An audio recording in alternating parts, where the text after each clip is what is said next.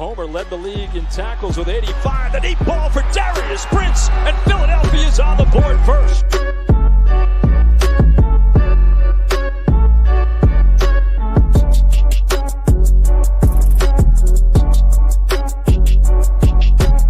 On the draw, this is Bryson Allen. And Allen weaving his way all the way down to the 22. 10-yard line, 5. Mayfield, Dancy, all around. Throw it as far as he can throw it. Jump ball coming. Crazy stuff. Not this time.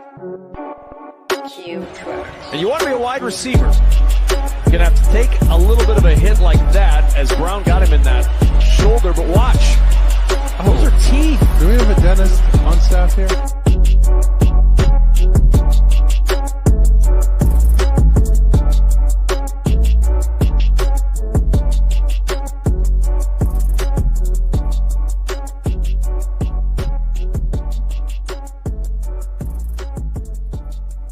All right, we are back for another episode of Around the Indoor Football World. As always, covering your three major indoor football leagues. We've got the IFL, the NAL, the AF1, and also we will be talking about some TAL today as well. We've got some very special guests coming on today, and the first one up here is Adam Smith. Adam, how are you doing this morning? Good, man. I appreciate you guys having me. How's everybody doing? Doing great. I'm looking forward for what should be a pretty good episode. There's a lot to talk about this weekend and, the past couple of weeks. So looking forward to that. And Krish, buddy, it looks like you got a new shirt there. Yeah, no, I'm trying to support all the teams in the industry. And this team happens to be on the rise. We'll talk about it in a little bit. But, I just figured I should spend a couple bucks and support the movement. So I am pretty certain that all the teams appreciate you spending your money on the merchandise and stuff. I think you had a beef shirt on or a beef jersey last time, and what was before that? You've been kind of going around the industry, like you said. Yeah, I got a Duluth t-shirt, and then I have an Eau Claire, and I'm ordering I was going to order a Wheeling t-shirt, but since we're not making the playoffs this year, I'll skip and get a Colorado shirt instead. So very nice. Very nice. Slight subtle dig at Wheeling there, but I kind of like it. At the end of the day, you're supporting all these different teams and kind of giving each league some support. But TJ, man, how you doing this morning? I'm doing good, man. It's a packed day of football. I love it. Yeah, it is, no doubt. Busy weekend. I believe TAL kicks off this week, if I'm not mistaken. So I think some of the preseason games and stuff will be on later on today. So looking forward to that. But we're going to start on the IFL, I believe. And we'll go ahead and kind of get into a big question as the East has kind of started to flip-flop a little bit here. Tulsa has gotten really hot as of late. They've won 4 straight. They're now 6-2. Quad City, that started off 6-0, is actually slipping the other direction. So let's go to TJ first on this one. What are your thoughts on the Eastern Division in the IFL, and which team do you believe ends up the top team by the end of the year?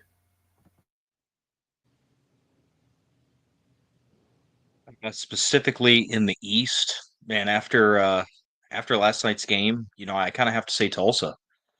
They did not have the best game for majority of the time, and that fourth quarter, man, they pulled off one of those epic, indoor arena comebacks that, honestly probably couldn't really happen outdoors. They just flipped the switch. So it was actually pretty impressive to see. I could see the Steam Wheelers, once they are able to get players back from injury, I could see them competing for it, but I think they're I don't know, I feel like they're gonna probably lose another 1 to 2 games. Tulsa, I don't really see them. I don't really see them sliding at all. They've arrived, man. Jacksonville, you got to keep an eye on too. I really do think it's those top 3 teams right there that any one of them could end up number 1 in the East. Completely agree on that. It's been interesting at the top there. And obviously you see Green Bay there as well. So they've got a chance as well. Adam, how closely have you been following the IFL this season? I haven't watched any full games, but I follow a lot of kind of the mid-game, post-game highlights, results, things like that. And I know, I of course know a solid amount of guys playing, but been following kind of less this season than I usually have, if I'm being honest with you. That's fair. That's fair. So, how much of Quad City have you caught so far this year? So I definitely pay attention to Quad City because I'm pretty close with Daquan Neal, their quarterback. Used to train with him every off season, so we spent a lot of time together. And with a guy like that behind center, it's pretty easy to win some games. And like you said, they started off really hot. But just my personal relationship with him, he's got my faith in what he can do and how he can impact. I mean, not only one game but a whole season. I mean, he's got an electric arm. I don't think people appreciate his arm enough, and of course, he can do anything he wants with his legs too. So, definitely been trying to pay attention to them just because of how hot they started and how Quan is playing. I mean, the first half of the season, I think he was having an MVP caliber season for sure. I would definitely agree. Krish, what are your thoughts so far on the top of the East, given that you're a Mass fan? Yeah, I was talking to one of my players last night about this. We're 2-5 right now. That Tulsa game was hard for me to watch. I was really hoping Iowa would win, so we'd be 2.5 back. But I think you have to look at the stretch. So Jacksonville, these next 5 games are playing 5 winning opponents, right? These next 9 games, out of 9, we play 5 winning opponents, right? And so we have a better stretch long term than they do. And so I feel comfortable. I think we're going to win out, honestly. I think we're going 9-0. We'll finish 11-5 and second in the East. I think Jacksonville has a chance to get that 1 seed. Quad City is a really good team overall, like I said before. But, I know Daquan is out. He's hurt. And even when he comes back, he won't be at full health. Adam knows this as a former player. It takes 2 to 3 weeks to really get back to full health once you return from injury. So I think Jacksonville, I don't think Quad City has the best receivers. Kevin Rudd has been extremely inconsistent all year. And, their running back room, I think, is unique, with Gerard Ware and, Appleberry. But I like Jacksonville, man. Their defense is insane. They got the best defense in the league other than us. So. All right, bold statement there for sure. Definitely like that. I apologize to everybody watching. I forgot to bring up the question of the day for today's episode, and it's kind of a fun one. I'm personally excited to discuss this later on in the episode. Definitely get your answers in the chat, and I'll make sure we'll bring them up when we get to that point. But the question of the day is, if you are the person in charge of building an indoor or arena football roster, which position are you starting with or focusing on first? So definitely kind of think about that as we go, and we will get to that a little bit later. I'm sorry, Adam, I didn't actually ask you, who do you think comes out of the East at the top there? Yeah, what's the current record? So Quad City's at the top right now, and then Tulsa. Okay. Gosh, does anybody know when Quan's coming back? I had initially heard 2 weeks, but then I heard, a couple people say that it might be longer because his wrist is messed up. Yeah. Okay. I mean, I think it hinges on that for me. Of course, I told you I'm biased. So if he can get back quickly and they can go 1-1 or something, I go Quad City. But if his injury kind of lingers and really impacts what he does and what they do, I mean, it's hard to go against TJ Edwards. I mean, he's got a clear track history in this league. He dominates. He gets the job done. So yeah, I mean, I think I might need to say Tulsa, but then Krish isn't wrong in talking about Jacksonville. The turnaround that Gibson has done there in the past 365 days has been pretty wild. And it's nothing that I didn't really expect. Because, I mean, I think everybody knows Jason Gibson's a phenomenal indoor and arena coach. So, I guess that's my really cop-out answer is if Quad City can handle business while Quan's out, I think that they'll hang on to it. But I'll probably say Tulsa just because of how they've got Roland, and they've got one of those guys behind center that's won a lot of games before. It kind of seems the only thing Frisco is missing was a championship. So maybe TJ Edwards can kind of bring them where Frisco never went. But that'll be an interesting test. It was kind of a running joke for a while there that Frisco was always one and done in the playoffs, but would be, one of the top teams record-wise in the regular season every year. They never quite got over that hump before the unfortunate, going dormant situation. So hopefully all those guys that jumped over from Frisco to Tulsa can kind of get over the hump collectively finally in a new city. So it would be definitely interesting to see if that's how they kind of get off the snide. I do want to bring up the point that their defense is ranked number 12 in the IFL in total yards allowed. So that unit is not special at all. So come June 21st, I feel our offense will be ready for them for sure. So, of course. Alrighty. Definitely fair points there for sure. I think Mass has a talented offense. Once they really start getting clicking, I think it's going to be a show to watch for sure. And I'm not Mass biased, as everybody knows. I like to give Krish all the hard time I can, but we're going to kind of shift gears here a little bit and talk about some transaction news. Arizona made a ton of moves this past weekend. TJ, what are your thoughts on some of these moves by Arizona? I think they know that they need to upgrade, if you will, a little bit because they've not been playing as dominant as they've kind of become used to over the past how many years with Kevin Guy at the helm. Let's be honest, man. This past their last game, they should have lost, but the refs, called an illegal touching, a fair recovery by Arizona. So realistically, they should be coming off a loss right now. So that's Kevin Guy saying, "All right, we're not that good we're good right now, but we can be a lot better. So let's get basically in that playoff mode where we can start to kind of dominate a little bit like we're more used to and ready ourselves for a championship run." Makes sense to me. Also, what are your thoughts on the Green Bay moves here? They also kind of made a lot of moves. Whoops. Sorry about that. Tulsa also, there's just kind of a spurt of moves there, but specifically Green Bay, what are your thoughts?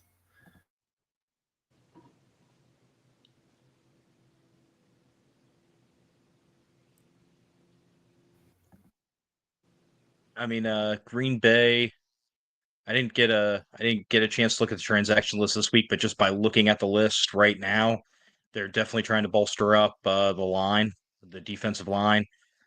I think Green Bay's looking at the same thing that I was saying earlier. They're looking at some of the top teams in the East, and they're saying, "Hey, we we got to catch up here. We got to keep pace, and we got to figure out a way to possibly jump them if we want to better our seeding." Great point. Krish, any thoughts on any of these moves before we move on to the NAL? Yeah, for Arizona, I think, they have a good core. So what they do is they keep local guys around. So Rashid Hodge, he lives in Arizona, right? He lives in Phoenix. So they're able to switch him in and out based on who they're playing that week. And so I think that's a huge advantage. I think that's just great coaching. Always keep maybe 3 to 5 local guys around that you can move at any point. So he's one of them. Green Bay losing Kamani Clark. He's very, very versatile, right? I think he's one of, I would say, top 5 receiving back in the IFL. So when he's out and he's hurt, right, that's a huge loss for them. But they signed Waheed. He's a defensive lineman for them. He's played for them for about 2-3 years. So he has experience as a veteran guy.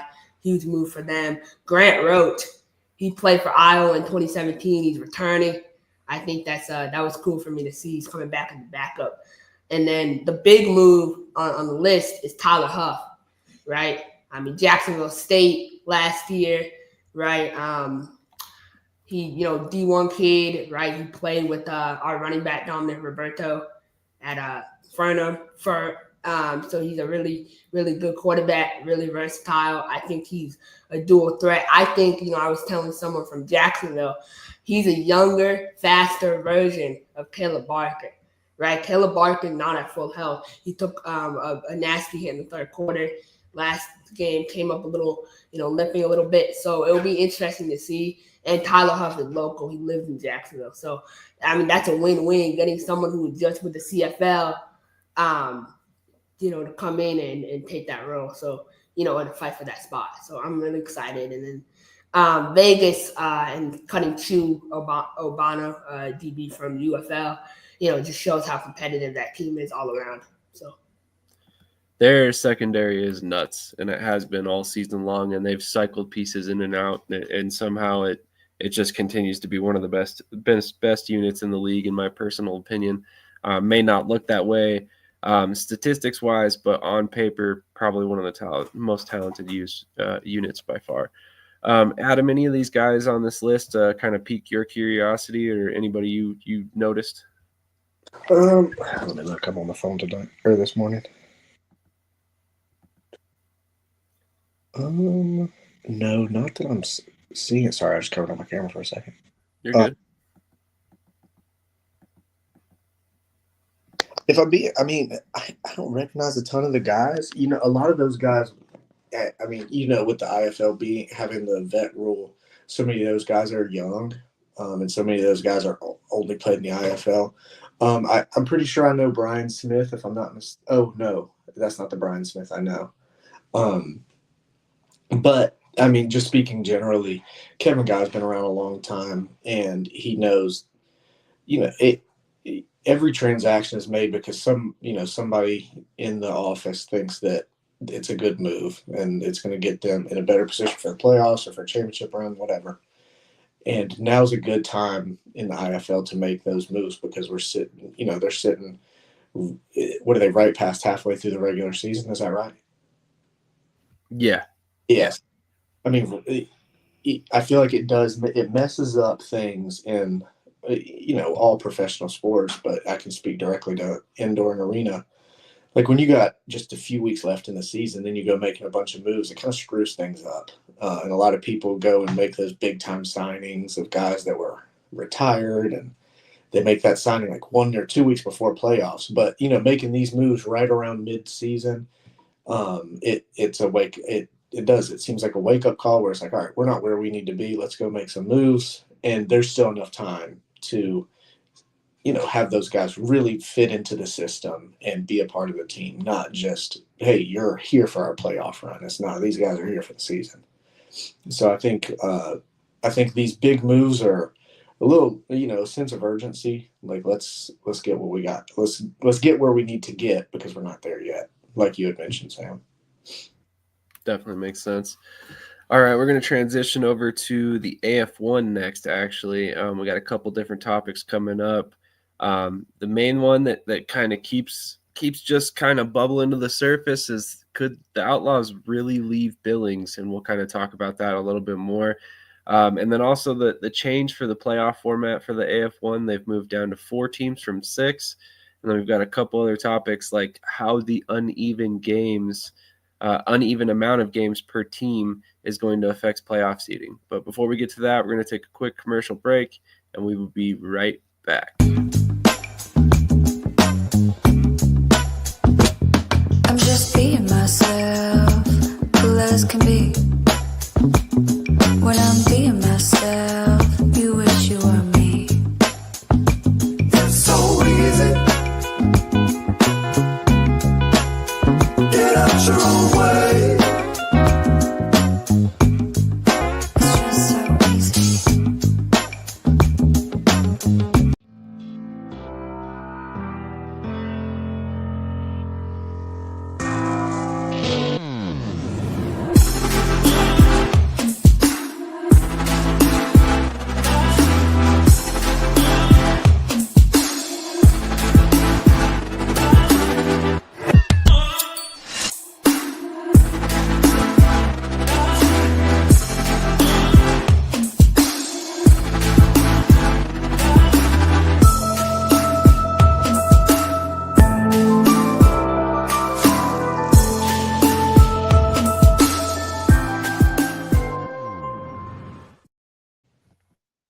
All right, we are back, and we're going to discuss the AF1 at this point. Like I mentioned a moment ago, it's kind of a couple big subjects to discuss, in particular the playoff seeding and how everything will go down, given the fact that a lot of these teams have uneven amounts of games. So, real quick, Adam, I mean, you're obviously our former player here. Have you ever been caught in a scenario playoff-wise where a team you were jockeying for position with had to play less games? Yes. So in 22, we had it was us. It was the championship. It ended up being the championship with us in Albany, and we played in Albany. And they had played one or two less games than us, but we had beaten Albany twice in the regular season, and they had beaten us 0 times. So we were 2-0 against Albany, but we had lost one more game than they did, and I think we had played two more, maybe. So they had better win percentage than we did, but we had played more games, and we had beaten them twice, and both games were pretty solid wins. So we ended up being the 2 seed. Then we ended up, of course, going to Albany for the championship, and we pissed the bed. And maybe that night looks a little different if we're not in Albany. But yeah, it really, as a player, I mean, it's nothing you can control, but it really becomes kind of annoying because the playoff seeding is no longer about the record. It's about your win percentage, and at what point is that? At what point does that become unfair in some capacity to where you didn't play enough games? Like maybe you would have lost more. So it's kind of annoying, and it's pretty disorganized if you ask me. But I mean, if we're talking about the AF1, that's not something that's completely new right now. So yeah. I wish I could say you were wrong on that front, but unfortunately, it is something that has plagued them a little bit this season, and hopefully changes going forward. Obviously, a lot of this has happened because of the fact that they had a couple teams drop out very late. Arizona Bandits, Wilkes-Barre, and then had some situations where they had to kind of cancel or move games around very quietly. I think Nashville had a game canceled that was eventually moved to the end of the year. So there is a scenario right now, and this is why we're kind of bringing this up, where right now you see Southwest Kansas, they're in second place, 6-3. Nashville's right behind them, 3-3. Technically a 3-game lead, right?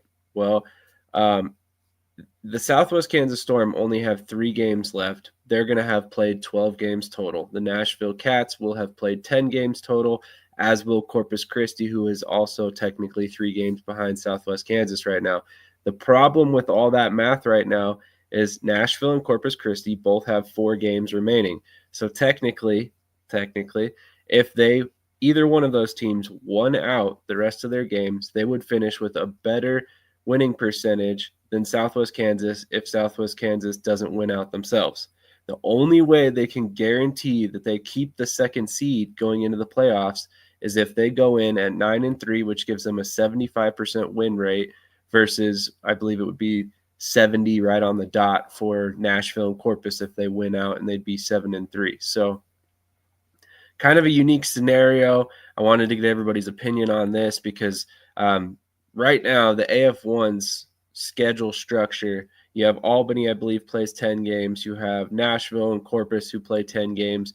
You have Billings, Salina, Southwest Kansas, I believe Washington as well, that all play 12 games. Sorry, Southwest Kansas, Washington, and Billings. Salina plays 11, and then you have Albany, Nashville, and Corpus Christi that all play 10. So obviously kind of a wide range there. Oregon at a little bit of a disadvantage there in the 5 spot currently because they have to play 13 games. So if they lose one extra game over anybody on the top 4 there, they're automatically out. So it's kind of unique scenario. But Coach B, you kind of snuck in here on us. I wanted to get your opinion in particular on this situation. Have you ever been in a situation as a coach where another team had to play less games for the playoff stretch? Never. Yeah, this is kind of wild to me because I'm hearing the scenarios you throwing out. You got some teams playing 10 games, one team playing 11, 2 or 3 playing 12. Like that's crazy. So you really don't get a fair take at the end of the day. No way you put it. I would agree. And Ryan chimes in here. He's a Nashville fan. Says, "Yeah, playing 9 games sucks. I believe it's actually 10 because you have an Oregon game that snuck in there at the end. But don't worry, we are about to destroy Oregon tonight." Honestly, I'm a Southwest Kansas fan, so this is going to hurt me a little bit when I say this out loud. But I see a very real scenario where Nashville leapfrogs Southwest Kansas by winning out. They have 2 games against Corpus Christi, which we all know is not the same Corpus Christi team that started the season 3-0. They're 0-3 in the last 3 games. Then you have Billings, which that's probably their toughest game on their schedule, and then they have Oregon. So there's a really weird scenario there where they could theoretically go undefeated. It's a little bit more tough for Corpus Christi, so I don't want anybody to think I'm counting them out. But their next game's against Albany in Albany. We already saw what happened earlier this season. I have a hard time picking them over Albany in that game. If they win the Albany game, we're having a totally different conversation next week about how Corpus Christi could also leapfrog Southwest Kansas. So it's pretty crazy scenario right at the moment. But TJ, what are your thoughts on this whole situation unfolding?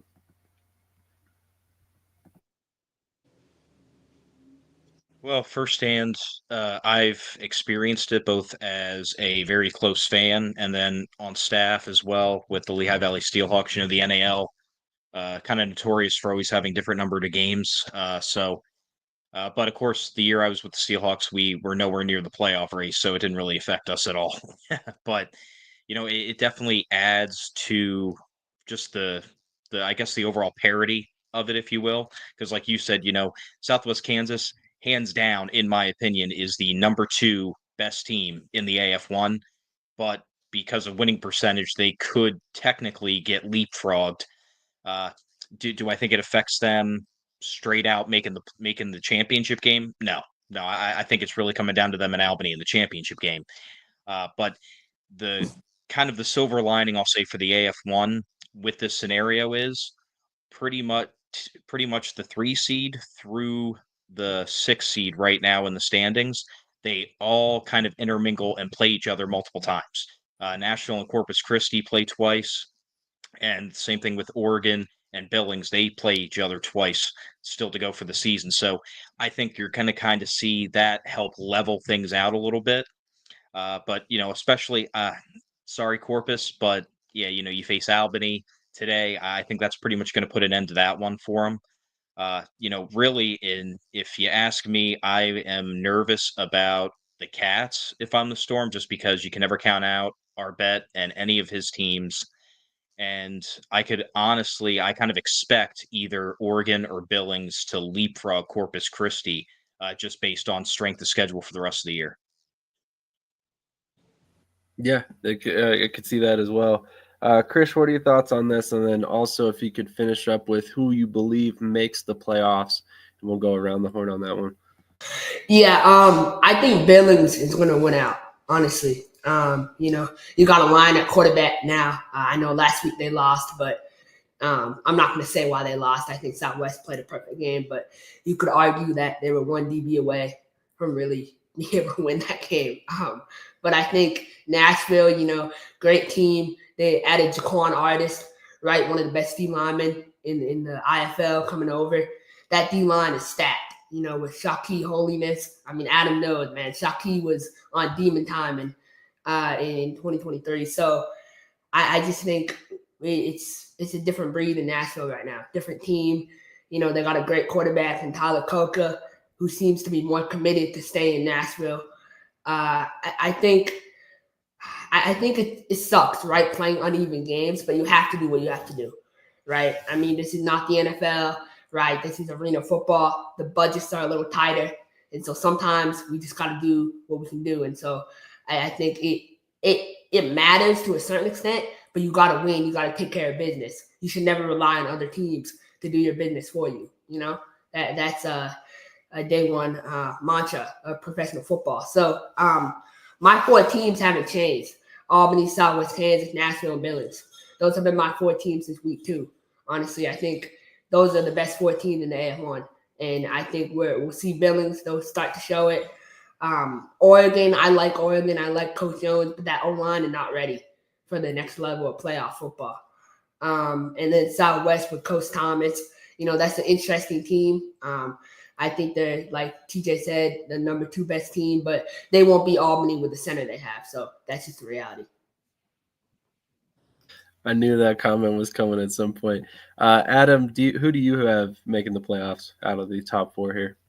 Yeah, I'm pretty much right in alignment with Krish. Again, you can call me biased, but Sam Casanova and Malik Henry are the best quarterbacks in the country right now. Not even talking AF1. Those are the 2 guys I take, bottom line. So Albany could play with their backup quarterback tonight. They're going to beat Corpus. So, of course, we know we already know they're in the playoffs. They're locked. But so Southwest Kansas, they'll make the playoffs. I think that they might drop one more. But then I've got Nashville and Billings as well. I see I can see a scenario that Nashville wins out, but I think Billings might be a spot where that's going to be a good game. I'm excited to see that one. I've got a lot of former teammates, friends playing for both of those teams, especially in Nashville. So Nashville, I believe they'll make the playoffs. Worst case scenario, I think they lose one more. They're going to beat Corpus. I think you said they play Corpus twice. They'll beat them twice, and I think they'll beat Oregon. You've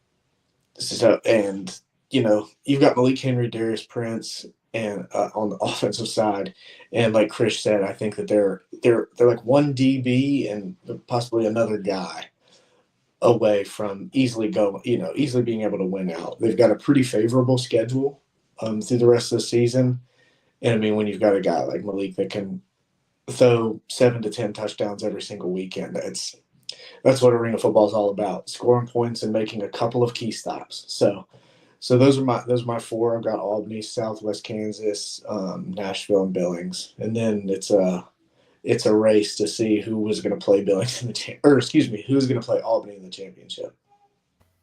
Definitely going to be an interesting stretch down the back half here. I will say one thing: there's a lot of intrigue the last 4 games of the season, so good for the AF1 on that front. There's a lot of teams still in the mix. I mean, technically. Like Josh said a moment ago, if Salina wins out, they're 6-5. They could make that 4th seed as well. So there's still quite a bit of parity involved in the league, considering Washington is really the only team that's out of it currently. And Oregon's path is not easy for them to get in. I mean, they have to play Nashville, but they also have to play, 3 more games after that, I believe it ends up being. So they're at a disadvantage playing 13 games. There's no easy way to go about that, but definitely interested to hear Coach B's thoughts. Who do you have making the playoffs out of the top 4 here?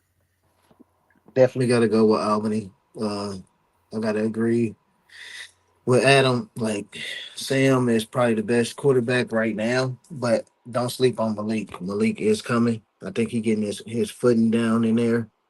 I would go Billings after that. Then you got Southwest, hopefully, but I'm going Nashville, number 4.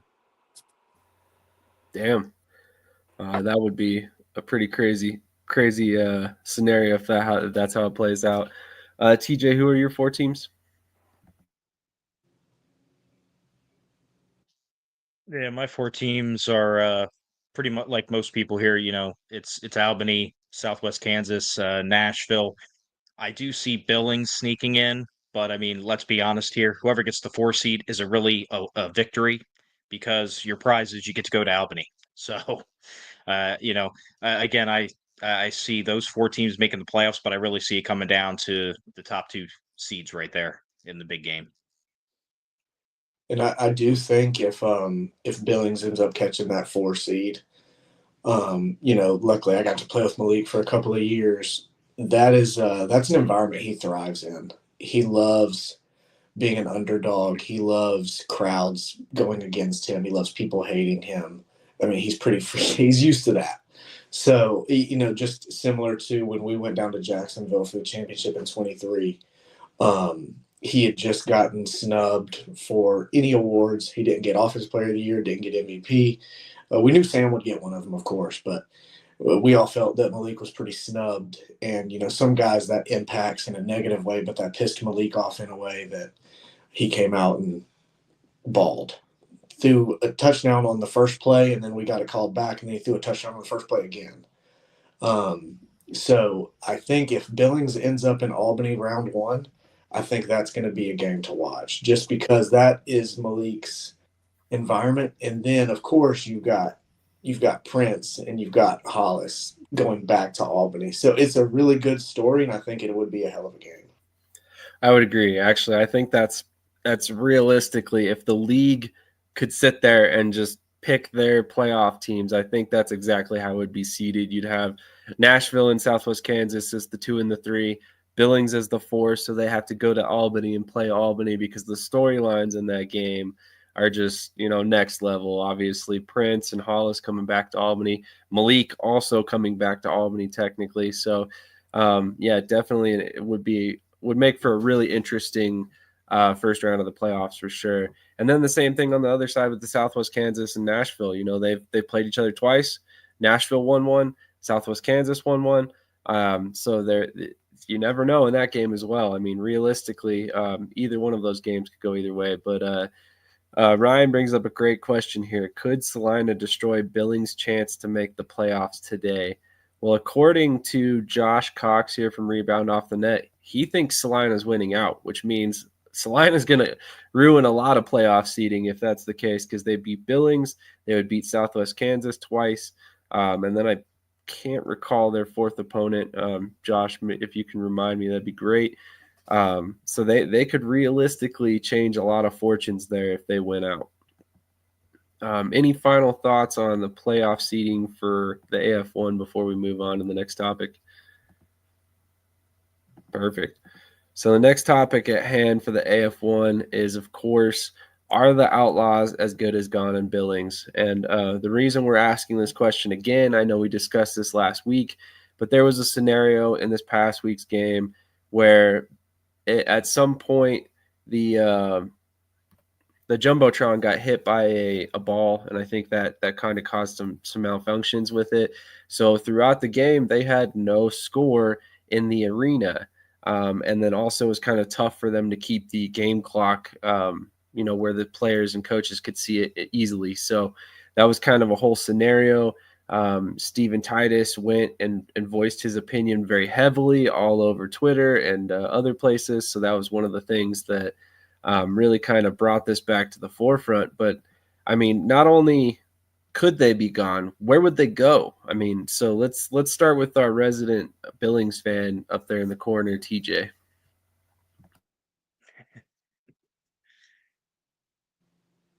I'm going to be real honest with you. If they do not sneak into the playoffs, they are probably as good as gone.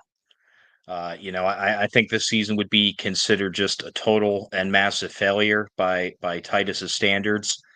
Earlier in the season, we discussed it. He kind of challenged, but it kind of came off more as a smack in the face to a lot of fans about showing support and everything else. So I think if you couple that with, having, essentially if they don't make the playoffs, guaranteed what would be a losing record probably. Just lack of fan support, lack of sponsorship support, from what he's saying, I think they're as good as gone if they don't make the playoffs. Now, if they make the playoffs, I think that kind of brightens the overall just energy of the season, and they may stay in Billings for at least one more year. But yeah, if they don't make the playoffs, I see this whole thing, in terms of being in Billings and everything else, the Outlaws team getting blown up and relocated. All right, I'm seeing some interesting answers here in the chat. Joshua Cox says Washington, and then Adam also says Spokane. So what did you guys hear? What did Titus say that makes you think Washington? I'm kind of curious on that one. Josh also says they need to get out of Billings. They should bring back the team in your background, the Utah Blaze. I wouldn't be opposed to it. Krish, what are your thoughts on Billings possibly relocating, and where would you put them if you had the choice? Yeah, talking with my boy Malik the other day, he said like the Billings area is like a really nice place to live, and there's a lot to do around there. So I think that's something that's really like attractive to players. The nice landscape, and so you want to stick with that, right? You want to stick with what makes you stand out as a destination spot. There's only two places that Outlaws are moving: Casper in Wyoming or Denver, Colorado. There's no other places. Steven Titus went to school in Colorado. He's a native. He's a huge Colorado fan, and he lives in Wyoming. Outside of that, I don't see them going anywhere. So I'm hoping it's Denver. I think Denver could benefit from having a professional team that doesn't fight every other play. So I think it'll be good. Or Casper, Wyoming. I mean, Wyoming's a great market. They had the Mustangs. I think that team was run very poorly, but when he took over, it was a little more stability. They had 1,000 people at a playoff game with 3-day notice. So that to me shows they can really develop that market. But it all comes down to the fans, man. Like I see even with our team, right? Like people will say, "Oh, why did they move?" Well, when the team was there, you didn't support it. So don't get mad when they move, right? So everyone wants to support the team when it's too late. And I just don't think they're receiving that support from Billings. And I think he has every right to, voice his concerns. He's trying to be transparent and set the expectation. So when they move, people can't say, "Oh, I was blindsided," right? He's laying the foundation. So they're moving for sure.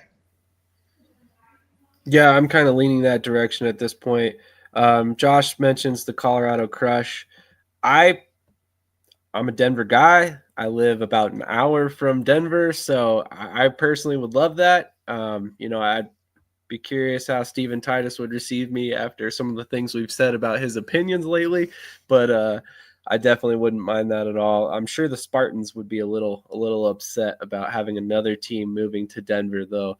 So that'd be a whole thing as well. And then they'd also have to figure out where they play. I mean, the Coliseum, do they want another arena football team? Probably, to be quite honest, but then you have some interesting scheduling conflicts with the Spartans. Could potentially be an interesting situation for sure. Let's go to Adam next. What are your thoughts on this situation, if you have any at all, and where do you think they end up? Yeah.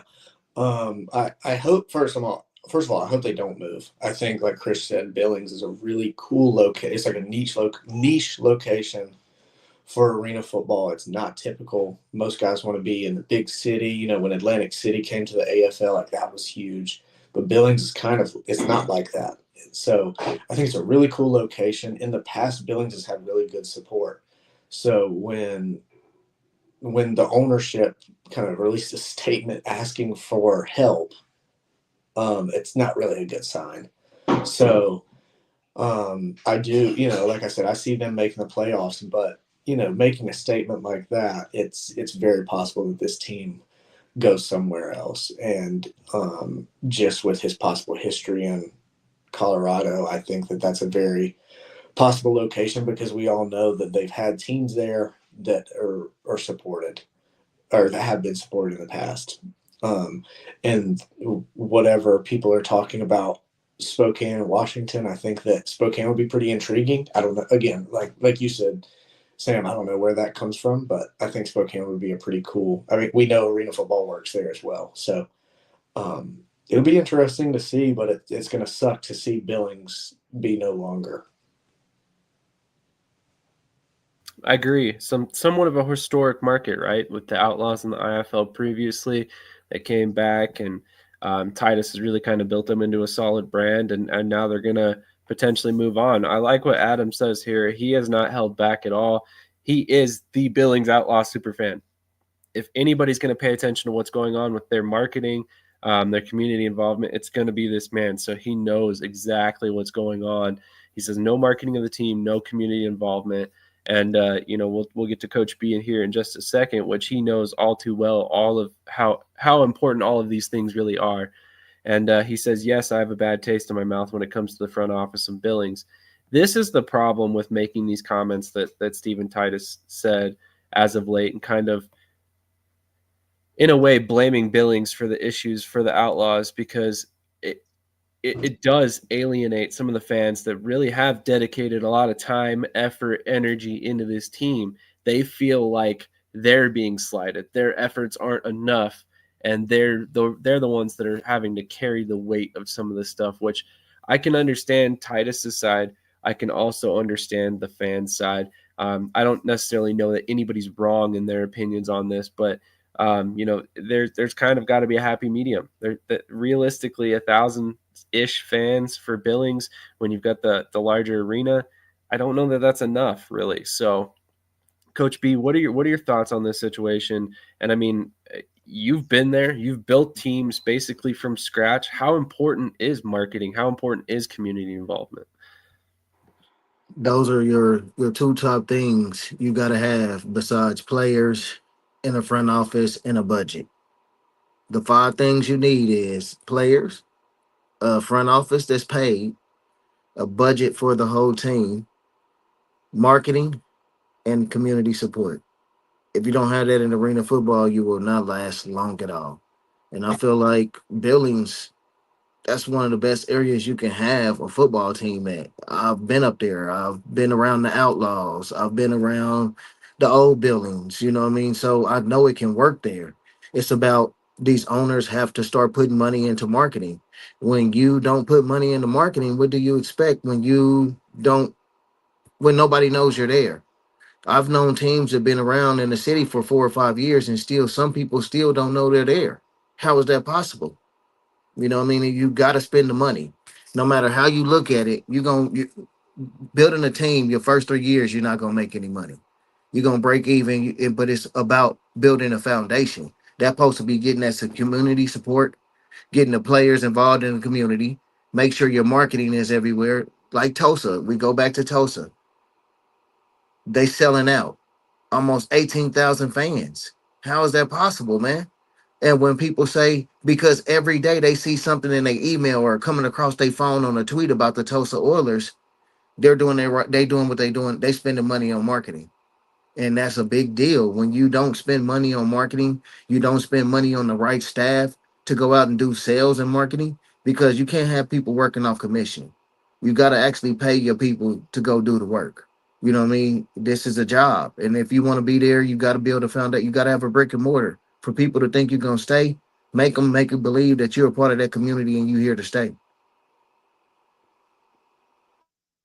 I love the point. I mean, obviously Tulsa has a few advantages over a brand new upstart team because of their ties to the Tulsa Oilers hockey team. So I think some of that is also carryover. But I do want to bring up something I recognize on ownership up here about like 2 years ago is like giving tickets to players. So like if I know Adam, works in the Guilford County Public Schools, right? I'm going to give him a certain amount of tickets to hand out, right? And create a buzz.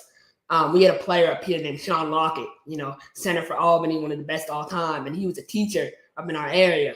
And so I said, hey, why don't you give him 5 to 10 tickets? Let him go and hand it out. And he did. And all 10 of his students showed up. Right. And so it's building that community support around the players.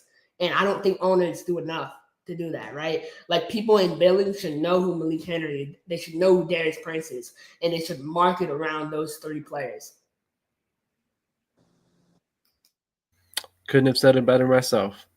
Here's the thing. You want better attendance and you're not selling tickets. Why are you scared to give out those tickets? I mean, I'm not saying that Titus is scared, but find ways to get rid of them. Pack the house.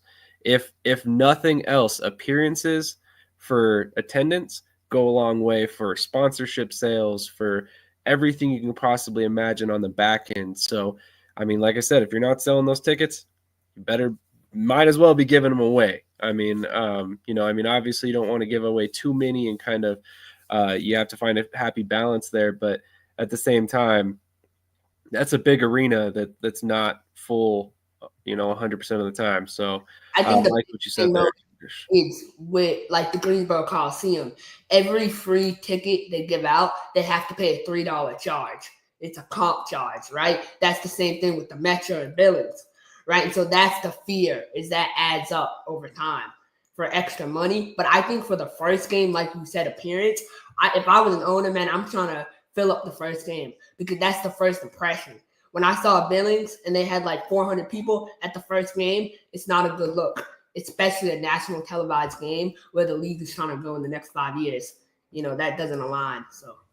No, and you bring up a great point.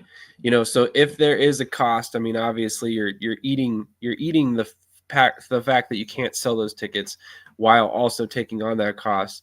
I mean, you pick and choose. Which games are you going to have the least attendance? Maybe give out more tickets than which games are nationally televised. Pack the house for the first game. Maybe that sends out the message that, hey, this team is worth coming to see. Maybe you get some more people buying tickets down the line. So no, great points there, Krish. I really like what you said there. We're going to hit a quick commercial break. We'll be right back. We'll talk about the NAL, and then again, we're going to finish up with the TAL today. They've got a little couple things that came out this week that we want to get to. Can we cover the Southwest Kansas question? Oh, yeah. My fault. Yeah. Obviously, like I said a moment ago, I'm a Southwest Kansas Storm fan. I've been on that bandwagon all season long. They've been basically in the second seed, or at least in the driver's seat for the second seed most of the season. But a couple losses have opened up questions about these teams, or this team in particular. And one of those being the 1-point loss to Oregon earlier this season, the 4-point loss to Nashville, and then the drubbing they took by Albany. So that kind of have opened up questions about them potentially not being the second best team. But I mean, they just beat Billings, who a lot of people said they beat 2 weeks ago because they didn't have a proper quarterback. Malik comes over, they put up 56 points, and still Southwest Kansas is able to bring home the win. So Krish, we'll go to you first on this one. Is Southwest Kansas for real? I think, I want to talk about Coach Thomas and his evolution into a pro coach. Adam started his coaching career, so he can, have a little sweet spot for this. But I think, he coached JUCO for years, 34 years as a junior college coach, and now he moved into the professional game. The first player he signed was his former quarterback, Caden Walters, right, from college. That's basically like his son. He coached him in college and high school. And it was really hard for him last year emotionally to pull the plug, and say, son, you ain't it no more. But he did, right? And that, to me, was him making that change. Okay, I'm a pro coach now. It ain't no buddy anymore, right? And I think a lot of these coaches, we see it across the industry. And Adam, me and you have had this conversation before too, where like they're buddy, right? They want to bring in their guys, right? Loyalty is what gets you killed in the sport. It really does. As from a coach to a player, I think loyalty to a certain extent is good, but long term, when you're trying to win games and make that playoff push, it gets you killed. And I think Coach Thomas learned that midway through the season last year. So, obviously they finished 4-5. They lost to Salina. There was no excuse to lose that game. They were the more talented team on paper, but he really took that loss and he looked in the mirror, right? And I've heard him admit, I overplanned, I overprepared. And that's the first step of becoming a professional coach. Second step. The first step is the relationships and loyalty to players. Second step is to be able to look in the mirror and understand, okay, hey, I wasn't perfect. I made mistakes. And so I think this year he's come in with a new mindset. Like, he's ready to kill. He has a great team all around. There's not many, they have their core arena guys. Damaris Washington, he's one of the best CIF receivers of all time, right? And so being able to build a team around veterans like him, Detroit Matthews on the defensive side, and then Michael Lawson and Shiloh Flanagan and all these guys, it's a balance. And I think balance wins championships. And I think Southwest is at that point where, playoffs are cool. If they go 9-3 and make the playoffs, it's cool. And I think he should be a candidate for Coach of the Year if they do. But once they get to the playoffs, it's how they handle themselves. I want to see them take that next step and win that playoff game. Because you go 9-3, you make the playoffs, all right, that's cool. But what are you going to do to win that playoff game and beat Nashville? Because right now you have the better defense than Nashville's offense. I take Southwest defense over Nashville's offense any day of the week. And they showed that. They showed that twice, 41 and 26 points. And so the reason why I say the center is because I think Coach Thomas is too loyal to the center. I think he had maybe I don't know the relationship, but I think maybe he has a personal relationship with him where he can't pull the plug. It's time to pull the plug because if you want to beat Albany, beat Jonathan McAllister coming off the edge, man, that center ain't gonna do it. So I think they need to move on from the center, but that's it. That's the only piece they need. Then they can I believe they can go into Albany with a new center and compete with them, like toe for toe. Compete with Albany or whoever they play in the championship. So I'm just really, Southwest, the turnaround has been great. I know I picked against them. I'm going to continue to be hard and critical because they decided to play a certain style of football that doesn't align with the arena game. And so it's proven to work, right? That's why he should win Coach of the Year, because he thought outside the box to run an indoor offense and indoor defense in arena and being one of the first coaches all time to use that. So he beat Coach Arbet, he beat Coach Walker twice. I think it's an interesting story, and I'm going to support Coach Thomas. So that's my thoughts on Southwest. Yes, they are a very legit team for sure. I love the answer. I mean, you brought up a lot of good points, and I think you brought up a really good point in terms of looking back at last season. With the move to keep Caden Walters in there as long as he did. Ultimately, Matt Struck came in and kind of changed the fortunes of the team, a little bit more mobile than Walters, although Walters was an experienced indoor football quarterback, which is why I believe he kind of stuck by him so long. I don't necessarily know that the center situation is a loyalty thing. I mean, you have to look at it and who's out there right now. I mean, there's not really a ton of guys. Big name free agents just waiting around for a position.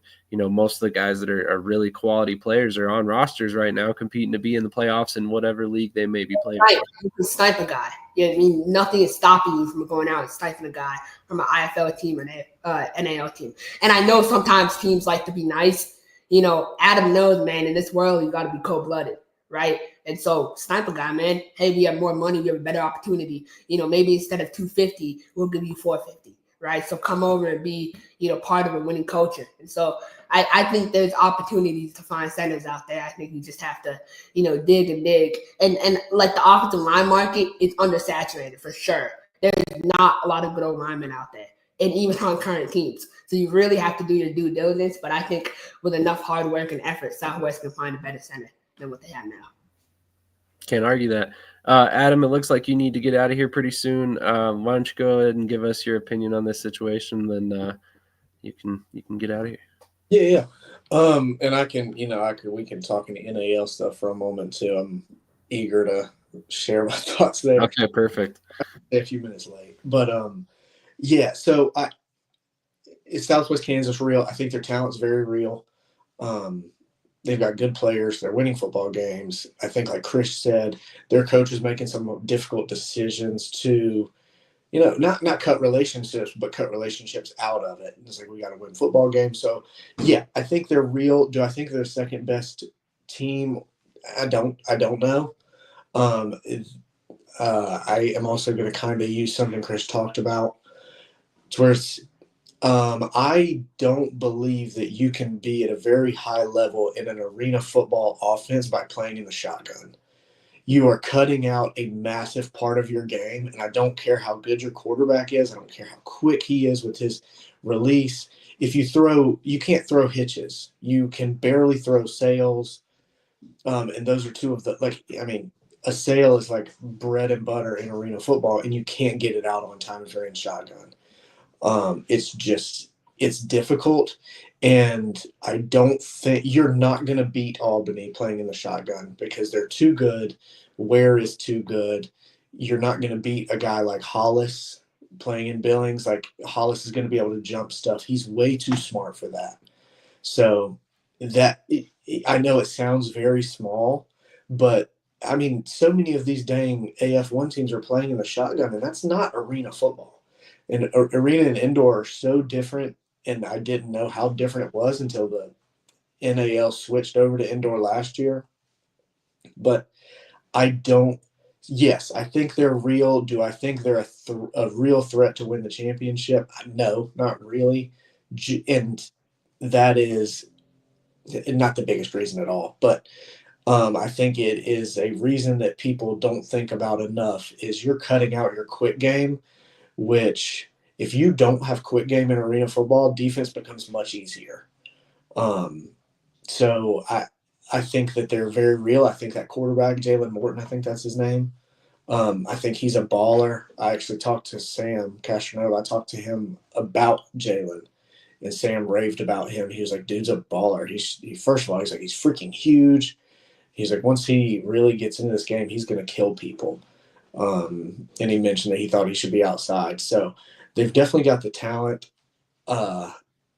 I think as Krish was talking, Krish was kind of saying if they win with this indoor style, it'll be the first time ever. I think it's not impossible, of course, because they're like 7-2 or something like that.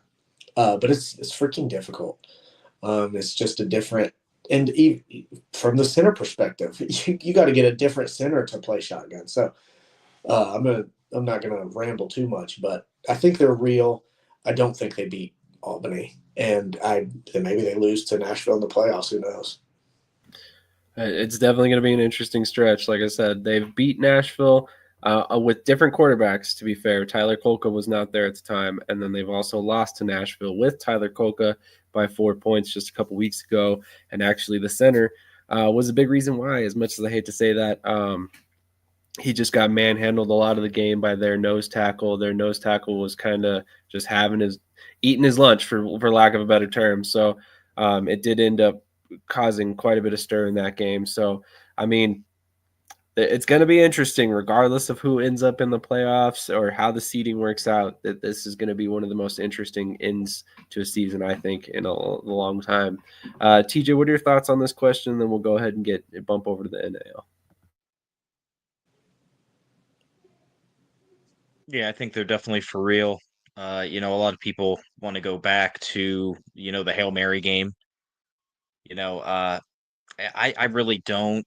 It's actually a good thing to me that that happened because ever since that moment, it seems like Southwest Kansas has been on a tear for the most part. Like, that they had a double-digit lead late in the game. They kind of let it slip away. They got a little too casual, a little too comfortable. They've had their foot on the pedal ever since. I think they could definitely go toe-to-toe with Albany. Could they pull off the upset? I mean, hey, nobody has yet, but then again, hey, the Giants did it to the Patriots, so, and by comparison, I consider Southwest Kansas way better than the Giants were. So, I see it going down as a pretty epic championship game if that matchup does happen. I see it really going down to the wire. So, but I definitely see Southwest Kansas as a legit, real team. Like I said, in my mind, they're number 2, and that's only because, again, Albany's undefeated. Makes perfect sense to me. Albany is, as much as I hate to say it, Albany is just on another level. There's a reason why they're the last undefeated team in any indoor football league that's around, or indoor or arena, I should say. And honestly, they're as good as it gets. And Sam Castronova is a big reason why. I mean, you guys talked about it on an episode earlier this season that I was not able to make. He realistically is probably the best quarterback in any league right now, with his experience, his mobility, his ability to kind of just carve up a defense. He's top of the game for sure. So that's definitely the pinnacle right there. They got a lot of talent around him. So we're going to hit a quick promo break, and then we'll be right back with the NAL and some pretty solid topics on that as well.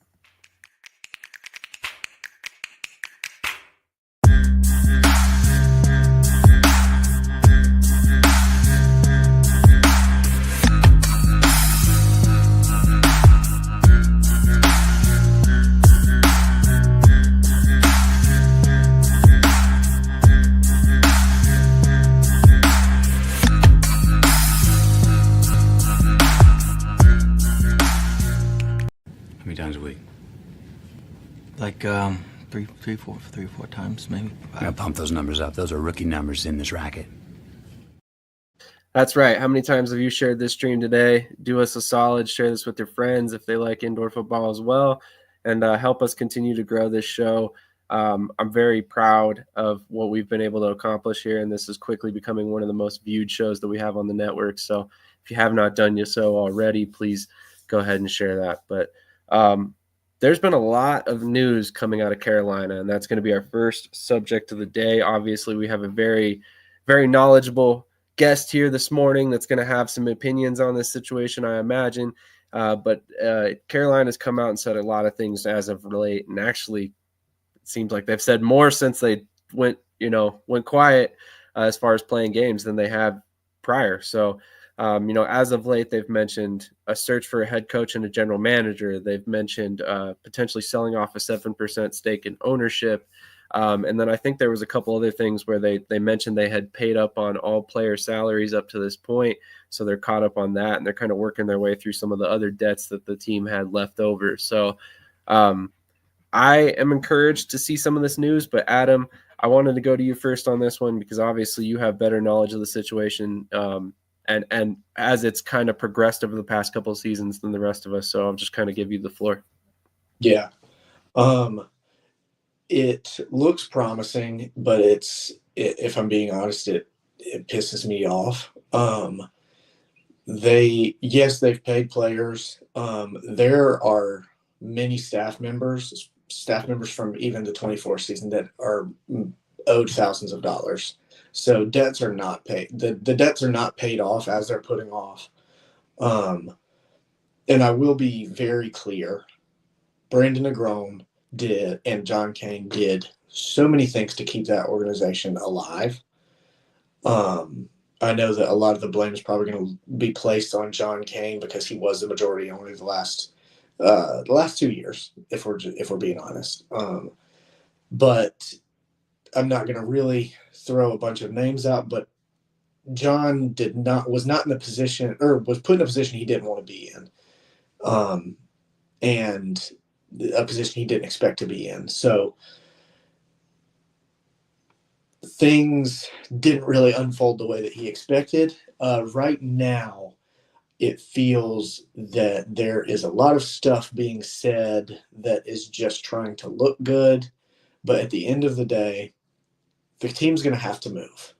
They can't play in the Greensboro Coliseum. The Greensboro Coliseum is one of the biggest arenas in the entire country, and it is over $10,000 a day or a night to rent for a game. And the fan base has shrunk every year. And we had the best fans, the best. I mean, they're awesome. They showed up for us. They did everything for us. There just weren't a lot of them. That was the issue. Marketing has never been big. Negron is really the only person who really marketed that football team. Had great football coaches there, but we never spent the time marketing. We never spent anything to really get our name out there. There were people that didn't know the Cobras existed, and the Cobras were there for 6 or 7 years. So that's a problem. You're in a small city with multiple colleges and universities. People should know you're there. But right now, searching for a head coach feels like a slap in the face. Searching for a general manager feels like a slap in the face. You need to have a team. I mean, who comes back from dormant? And if we're being honest, it's almost no one. So if I'm being honest with you guys, it feels very staining to what I was a part of, what's happened this year. I was very proud to say that I played for the Carolina Cobras, but now if I say that, people think that I played this year, and that's where their head goes. So I've had multiple guys there be like, "Oh, enjoy your off season." It's like, I'm retired. Like, I played for the real Carolina Cobras. Don't get it twisted. Like, I didn't do this, like this stuff that happened this season. I mean, if we're being honest, you could see the writing on the wall based on the guys that were around this year.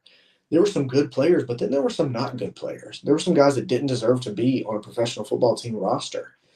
And it sucks because it had to be that way. That's how the money was.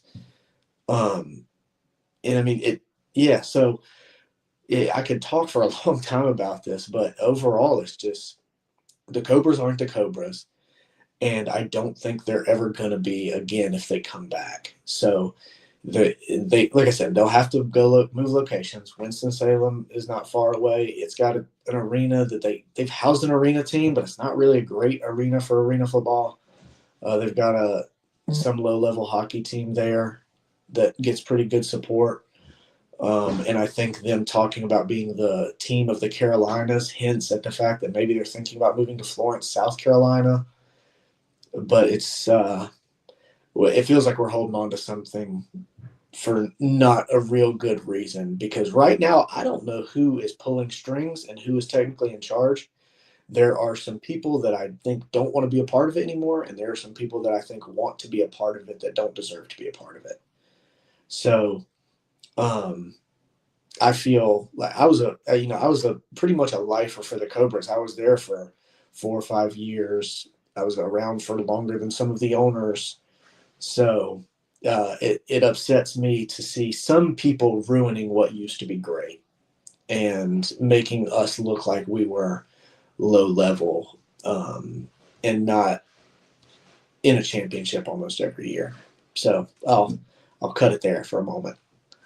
No, honestly, I appreciate your candor on the subject. I know it's one of those things where I think you've been fairly vocal on Facebook and stuff about some of the things going on, but at the same time, like, you're allowed to have those feelings. You played for the team. You spent many years of your life there trying to, weather the storm as they kind of transitioned owners and all the different things that have happened over the past couple of years. So, I mean, just to throw out there, he is entitled to his opinion. Nobody needs to go, blast him on social media or whatever for the things that he's saying, because he's been there. He's lived through that. He knows how the team works. So, Krish, I know you're a huge Carolina fan, or have been in the past. How has this whole scenario kind of shifted your fandom, of the Cobras?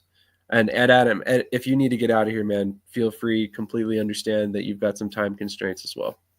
I appreciate you guys for having me on. I'll tune in to hear the rest. But Krish, Sam, always appreciate you guys. Love what you do, and hit me up whenever you need to fill a visitor or something like that. Hey, you're welcome on anytime you want to come. We would love to have you. All right, guys. Have a great rest of your day. All right, once again, that was Adam Smith, former wide receiver for the Carolina Cobras. Knows the situation quite well over the past couple seasons. Definitely a guy that we really wanted to get him on.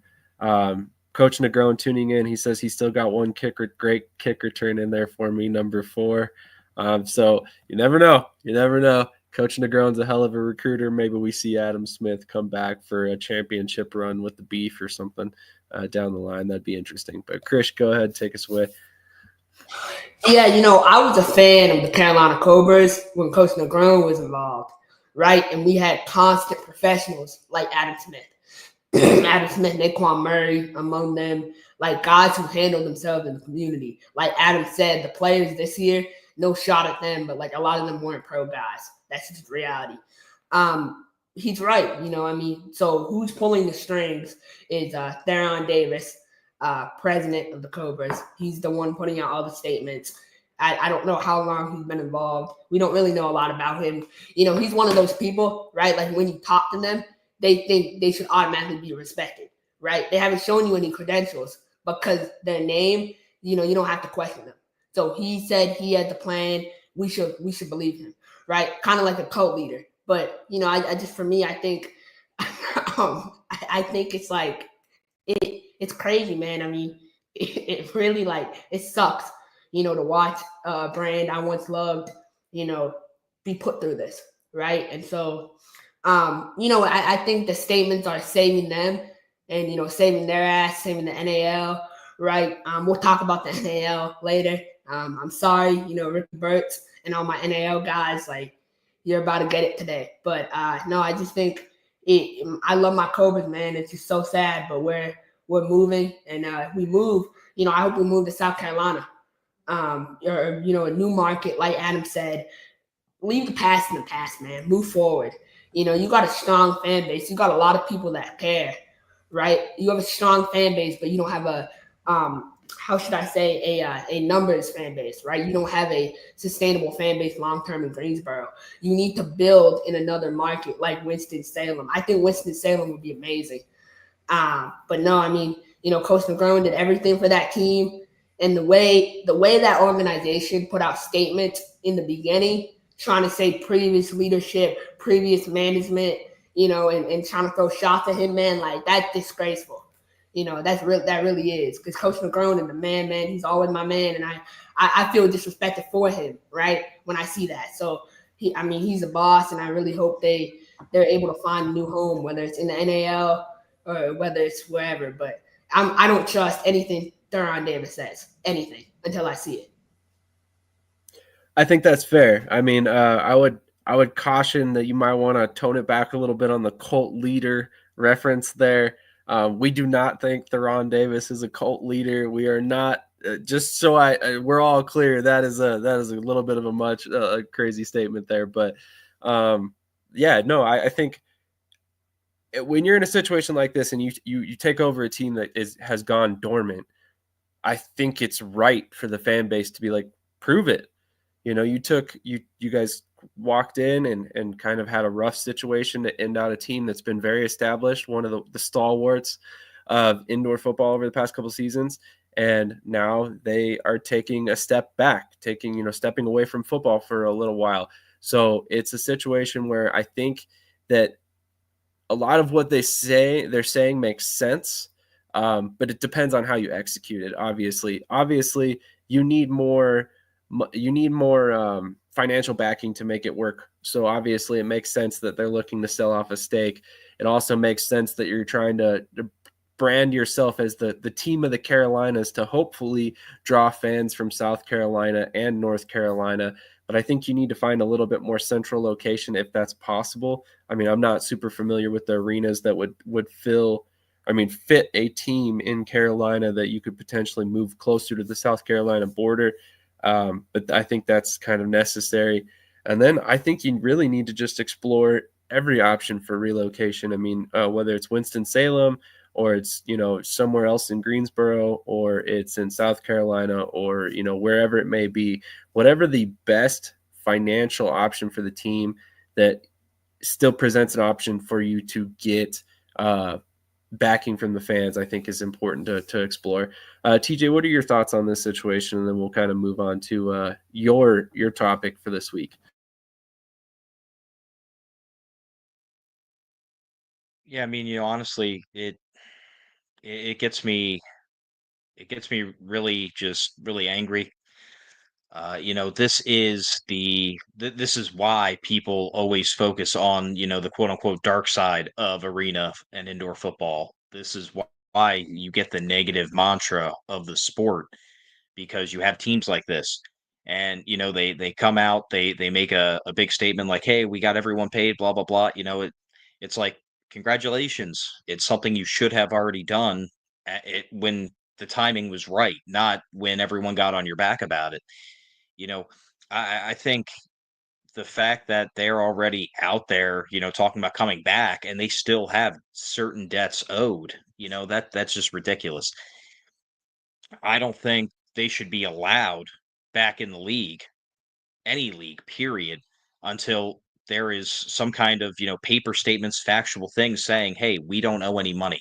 You know, leagues have to add this kind of stuff to their vetting processes, because you should know, if you are a league, you should know 100% without a doubt that whatever team or teams you bring in, they can last easily a whole season plus. I'm not going to keep traveling down the whole vetting rabbit hole, because we've already done that a million times on the show. But just the fact that just everything that's gone down with Carolina, and the fact that you had that news article and everything else about the merchandise and apparel and everything else, it's just not a good look. It's not a good look for the NAL. It's not a good look for the overall sport. If I was Carolina, I would definitely be working a lot harder to overall rebrand the image, instead of just try to basically cover up the shortcomings with a Band-Aid. That's just my opinion, though. I agree with you, TJ. I feel like you hit it on the nail. I think that's being involved with Lehigh Valley, right? Like, teams can come and go like that, right? And it's how they respond in their community. And I think the Cobras so far have not done a good job responding to the community. I think the biggest thing that made me mad is tryouts, right? I know Adam said, the head coach, they said, stay tuned for tryout information, right? It's a money grab right now for me, until they can prove me otherwise. So I want to go to our next topic. It's a question, you'll love. Can anyone stop your Omaha Beef from repeating and winning another title?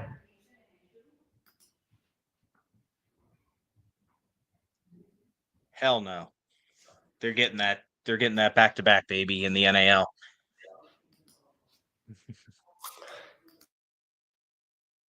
So I know, right? We had this conversation before. The Omaha Beef says the NAL is, really competitive all around. It's not. There's only a few select teams that really can compete. Omaha, the only person that's stopping them from winning a title is Beaumont. That's the only person, only team that can get in their way. I do think if Omaha played Beaumont again, Omaha has the advantage. I do. I just think, I think Coach Negron are not going to lose to the same team twice. And so I think Omaha is glossing to another championship. And I think it comes down to Lorenzo Brown. We talked in the beginning about Lorenzo Brown, how he might be washed up with a 38% completion percentage. When Negron took over, he's a candidate for Offensive Player of the Year.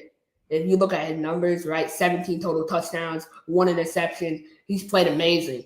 And so having that veteran leadership, I think, is going to carry them over the top at the end. I do want to kind of talk about, the standings so far and the situation here. You got Beaumont at 1, you got Columbus at 2, and then Wheeling at 4. That's a little mixed. I think Wheeling should be 3. But talk about, Columbus and Wheeling today and how much that game means.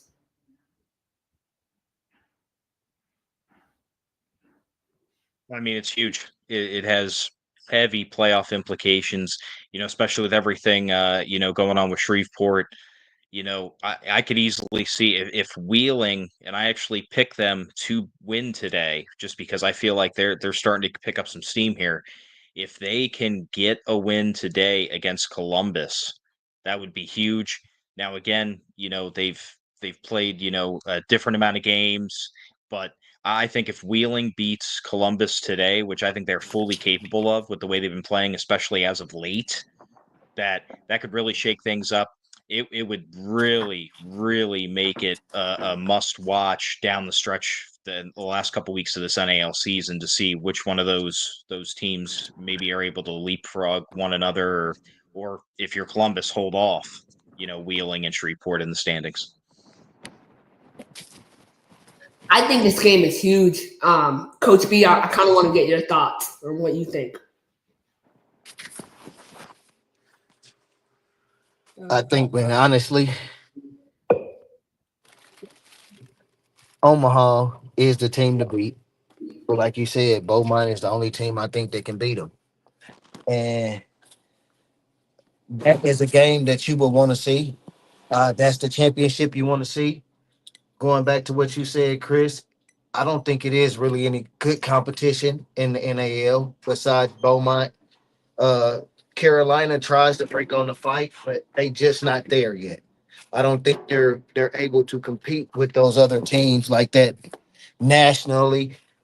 And you just got to think about the NAL. It's a great fun sport to watch. Got some great players involved. Just can't get over the edge to me. It won't be on the same level as the IFL, but they got the teams that should be playing some of those IFL and big teams. I think Beaumont and Beaumont and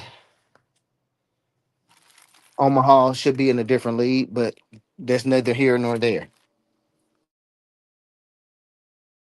Yeah, I agree with you, Coach. I mean, I'll say this confidently before we move on to our next topic.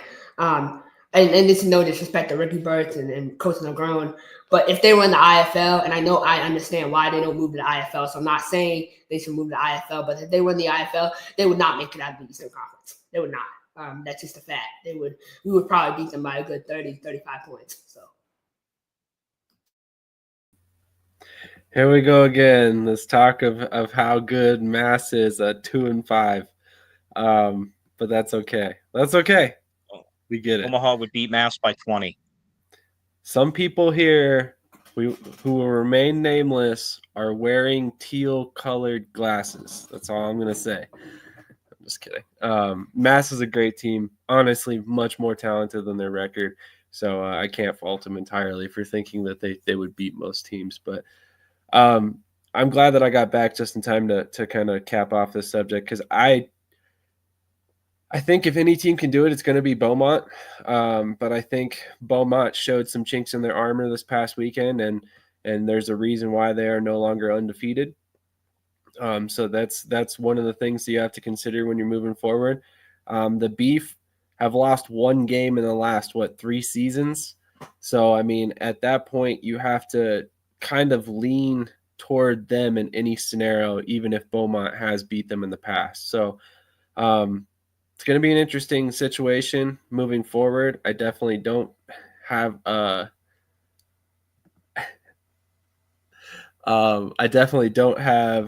definitive answer on who wins the championship this year. I think if it ends up being Beaumont and Omaha, I mean, that's going to be one hell of a game, and I can't wait to see it. But it's going to be interesting to see. I mean, obviously the Beef are not, they don't have anything locked down in the national division yet. Colorado's right there nipping at their heels. And then also in the American division, you've got Beaumont, and you've got Columbus right there behind them. So, I mean, granted, there's a 2-game gap in the American division and only a 1-game gap in the national division. There's some competitive games going on in the National Arena League this year. So I will say that, there's been some less than ideal situations in the NAL, the AF1 as well. But at the end of the day, it's good competitive football. So that's what we really are looking for. Coach Negron, Irv Stroh means father. So he has a new child after 2 weeks ago. But I'm excited, man. Coach Negron is my guy. So I really I hope they go all the way. The amount of flack this man took all offseason from other coaches in the league, the amount of disrespect. They called him pushover, right? They called him soft. They called him all sorts of names. And he stayed quiet, and look where he is now. We're 1 game away from watching, the Master in Cancun, watching The Apprentice hold up the trophy. Believe that. So, hey, Krish definitely has been a huge proponent of Coach Negron for a while, so definitely can't take that away from him at all. So it's kind of funny to see them go back and forth. I mean, Coach, we got to get you back on for one of these episodes at some point so we can have some more Krish and Coach Negron discussions for sure. Anybody else have any final thoughts on anything NAL related before we move on to the TAL? I do. I got a quick question that I want you guys to answer. What do you think? Because me and Chris was talking about this the other day, and I'm just gonna start since we on the NAL, and I want to ask the same question about the TAL.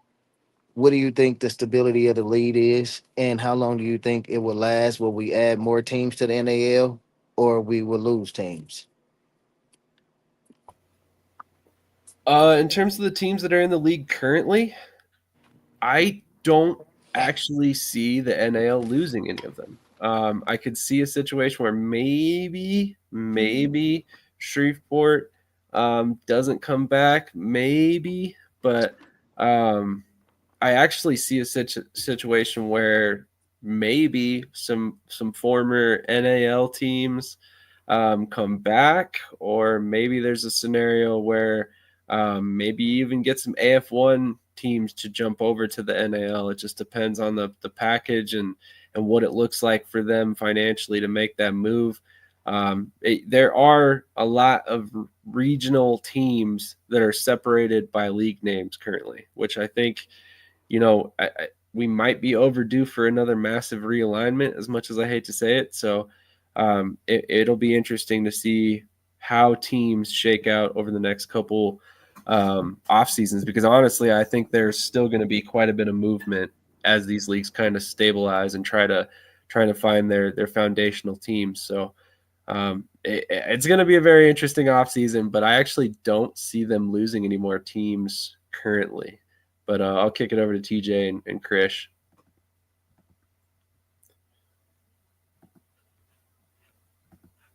Man, the NAL, I don't know. It's one of those things where, you got to trust what you've seen. So I could see, like you said, possibly Shreveport. There's got to be at least one team because the NAL is notorious for always dropping at least one team every offseason. But this season I could actually see growth into next season outweigh any loss that they have, just because overall they have had a pretty solid season minus Carolina.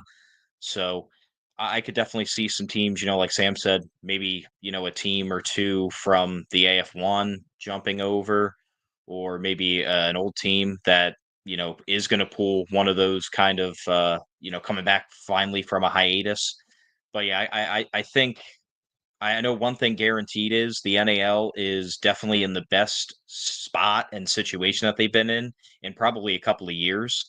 So they definitely made great leaps this season, in my opinion, in terms of stability. At the beginning of the season, I would have said it was probably 50-50, but right now I don't really see the NAL going anywhere. Krish? Yeah, Ricky Burns is not letting the NAL go anywhere, under his dead body, man. Like, he is so, committed to the NAL long term. He's voiced that he believes the NAL is the next NFL. So I think, no, he doesn't believe that. But I had to throw that in there. But I think that the NAL, man, I mean, Omaha, obviously we know them. Sioux City, you keep Sioux City, you keep Colorado, you keep Wheeling, you keep Columbus, and then you bring back Beaumont. You bring back 6 teams. You let Idaho and Chris Reynolds go back to a semi-pro league. And we don't know about the Carolina market. You try to bring that back, you'll be at 7. I'm honestly cool if we have 9 solid teams next year, right? If we have 9, same, about the same amount we had this year, or 10. I don't want to rush. Honestly, like, we don't need to rush. What they need to do is go back and look at their product as a whole, not just what the number of teams you have, not just the prize coaches you have, on the field and the professionalism. And I think we might get into that maybe next topic, or if later, whatever. But you need to look at the business, right? On the field, the rules, everything. I'd rather that improve and the production value than adding a bunch of teams, because we see how that goes, man. You have 5, 6 teams, and then half of them fold, right? So if you let Keith Russ own another team, Monroe, and then they fold. So let's not go through that road, right? Let's focus on stability and solidity. So. No, I completely agree on that. If there's one lesson you can learn from what the IFL has done over the past couple of years, it's sustainable growth. Bring in 2 teams at a time. Bring in this particular case, if you're able to bring back all 9 teams from 2024 or 2025, I apologize, you add 1 team. You make it nice and simple, 10 teams. And the reason you do that is not only because of the fact that you don't want to overextend how many teams you have, and suddenly, each team that goes away, you completely recreating a schedule, or you're affecting travel costs or whatever it may be. But on top of that, as a league, if you have 1 team that's trying to get off the ground and they need a little bit of help, that's not going to overextend the league as a whole, to kind of assist that 1 team to step in and kind of keep them afloat. So I think that would be the best possible way to go, assuming Carolina comes back in this particular scenario. So I think, yeah, you be cautious. And I would say that to any league. Look at how the TAL has gone. They added 2 teams, and then, to foreshadow our next subject a little bit, now some things have happened that, are already kind of throwing some things in question. So, I think you got to be safe. And honestly, I would say that to the AF1 as well. Really, really consider which teams and how many you bring in this offseason. Do not go nuts, because you bring in 5, 6 teams, and all of a sudden 3, 4 of them fold, or start having money issues, or they haven't paid their entrance fees or whatever. That affects every other team in the league. So think about that first and foremost. Allow your teams to properly budget, allow your teams to properly plan for the opponents that will make it through a season. So that I think is the best And possible honestly, advice I I hope could give. Ricky leading the expansion charge. He doesn't need an expansion committee. He can do it all himself. Honestly, he can identify markets because he's so high level at that. There's no one in the league that can do it at his level. So I would just let him do his thing. And I mean, he'll find 5 great teams and they'll all survive. So I would let him run the expansion completely on his own. I wouldn't argue with that. Any other final thoughts on this subject before we move on to the next one? That was a great question, Coach B. Awesome. So we're going to hit one more quick promo break. And in this one, I'm just going to talk for a minute. So if you haven't heard, as of late, we partnered with my good buddy Branding Blanks to create a merchandise store. We've had some issues over the past years. If you've been following this network for a while, we've had merchandise for a while.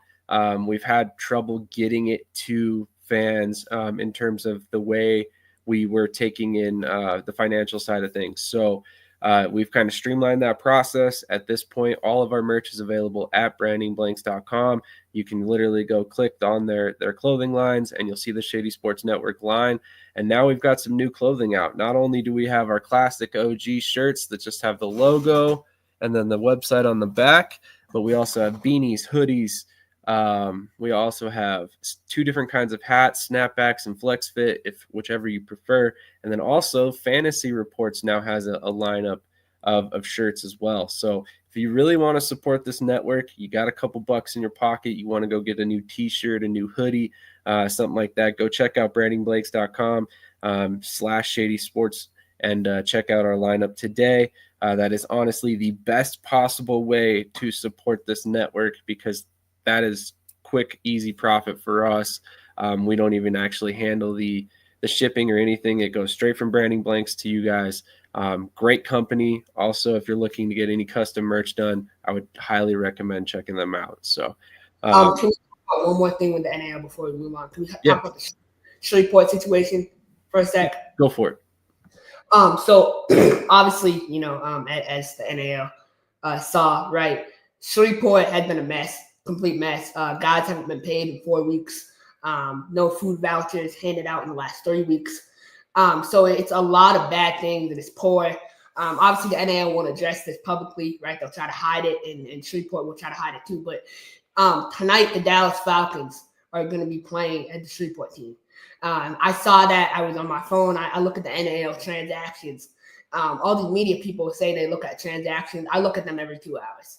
So I get the most updated information in the country. But I was looking, and I saw a name pop up, and I almost fell out of my chair. Linebacker, Tyrone Washington, right? And so when I saw that, I said, what happened to the league I once called mine, right? We're letting Tyrone Washington suit up and play. The former Pittsburgh hero, head coach, a guy who's completely washed up and has no business being on a professional football field. Tyrone is a great man, a great owner, and a great coach. But as a player, he'll need a gas mask by the second quarter. I promise you. So I just find that embarrassing, man. A bunch of semi-pro guys, just dressing up and playing the Shreveport team. Man, I'm just excited. It's another opportunity for Coach DeGrone to get that offense high rolling.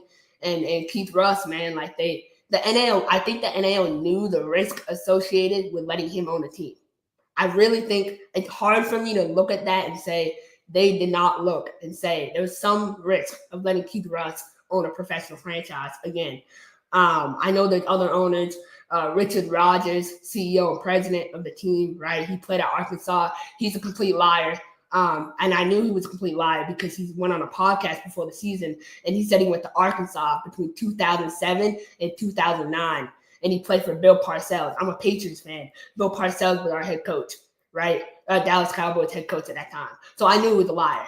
And now that's coming out about him. So I find it really, really sad. The players deserve better. My boy Tyrone Laughinghouse, I want to say Tyrone Laughinghouse is the most professional player. If you look at that last game against Dallas, at halftime, he stood out in the bench and he high-fived every Dallas Falcons player as they went to the locker room, right? Tyrone Laughinghouse deserves so much better.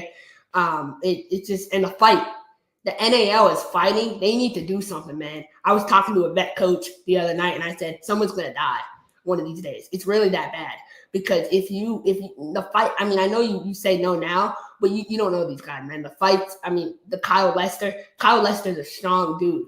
When he punched that dude in the face, his helmet flew off, right? And that dude hit him in the back of the head. That fight was completely disgusting. There's fights every week in every game. There's punches thrown. You go back and watch the film. I was telling Coach McGurl this the other day. I said Omaha has only one unsportsmanlike conduct since he took over, right? So that speaks to how his saying is, I don't do ratchet. And he really does it. He stands by that. And coaching needs to get a handle of their players because it looks like a semi-professional product. So no more fighting. Please end. Like, I don't need my clients getting hurt, unnecessarily and blaming me for putting them in the NAL. So just please, like, the league has to do something. Outside of that little tiny selfish twist at the back there, I think Krish has, the best for the league at heart. I mean, obviously, it's never a good look when there's a large fight and then so many players get ejected, you have to end the game. That is not a good look, and I'm glad that you brought this up because I intended to put this on the topic list and I had forgotten about it. Then on top of that, what you just mentioned is I understand the thought process behind why they make all these transactions right at the end of the season. Obviously, you're trying to cut costs as you close out your home schedule to move into 2026, hopefully in better standing. Obviously, if things like this are occurring with the payment and whatnot. So hopefully that's all this is. And, Shreveport can clear up a lot of these issues and move forward in terms of the pay and the meal situation and take care of players the correct way. But, realistically, above all else, there has been a lot of fights. And it's not just in the NAL either. There's been some situations in the AF1 as well that you've seen some guys get chippy and continue to get chippy throughout the game. And it's just realistically, I understand there's a lot of smack talk going on the field. I understand a lot of these players know each other, have previous issues, all that stuff. But, man, at the end of the day, you're playing professional football. I don't mean to dumb it down, and I don't mean to display what you guys do because obviously you make tremendous sacrifices with your bodies. But at the end of the day, you are playing a game we all started playing as children and getting paid to play and sometimes housed and fed. Act like it. Act like professionals. Be good role models to the kids that are in the stands. I know there's situations where guys say some stuff that is out of pocket, and I get it. Exactly. Think about the kids. Exactly. No, and the kids too. I want to bring that up. During the Shreveport Dallas fight, there was a family that was staying in the suite area on field. The father picked up the daughter and moved her over, and both the kids were in tears during the fight.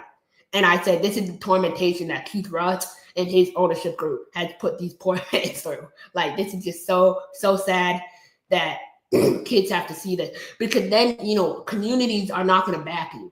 If you're acting like that, like a bunch of thugs, they're not going to appreciate that. You got to be stand-up members of the community, man. You got to be a Michael Lawson. You got to be a Jalen Morton. You got to go and be that community guy and go into schools. And how do you want people to look up to you if you're acting like that? How am I supposed to trust the NAL? I see coaches like Coach Rez and Coach Irv and like veteran coaches, but we still see this happening week after week.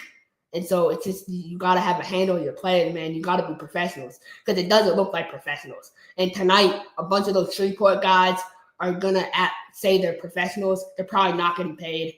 I know how this goes, right? We know how this goes. So I'm just, that's all I got to say, really.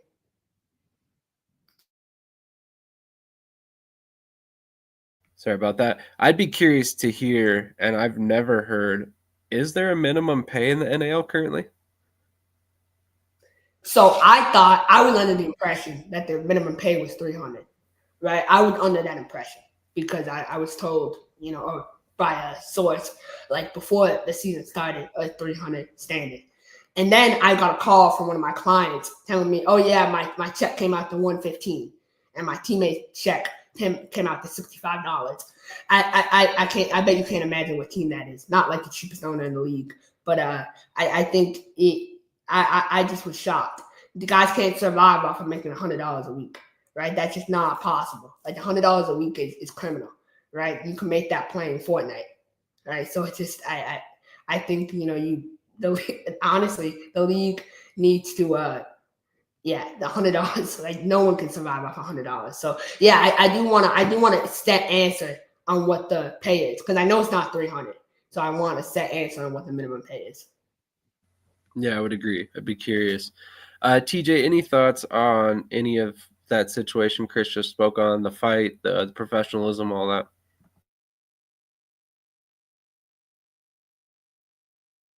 Yeah, I mean, quite frankly, I kind of saw it as almost like a bailout for the league because they were able to give technically their team a victory over essentially a filling game that was really supposed to be a tune-up game, you know. But it was just an ugly sight. It was a terrible way to end what otherwise was a truly good competitive game that was probably getting the most views, out of any NAL game, probably this past weekend. Just because how it was going down to the wire, went into OT.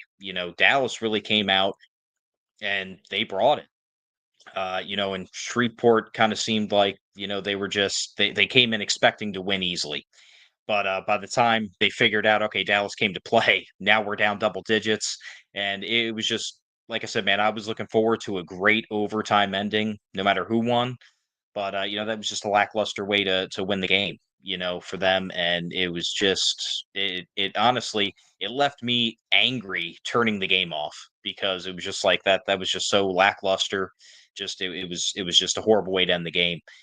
But in terms of pay, I know when I was coaching, it was 225 a week in the NAL. Just to answer Krish's at least question, it might be outdated now, but that's how it was for a fact. I know that back in 2017, 2018. That's good knowledge to have for sure when it comes to this, because I honestly have no idea at this point.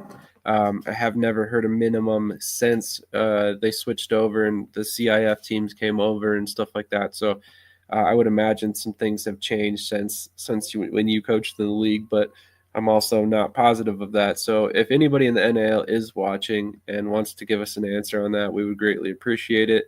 We definitely can reach out to one of you guys directly to get that answer, and we'll try and get it by next week if it's something that we can speak on. So on that note, we're going to go ahead and transition over to the couple TAL topics. And the big one this week, of course, is this statement by the league. In a showing of commitment to the league and its playing partners, the good people of Eau Claire and the sport of football, the Arena League, announced today that they will be assuming operations of the Eau Claire Axemen. It is with disappointment that the Axemen premier game, this Saturday's game against the St. Paul Bears, will no longer be played.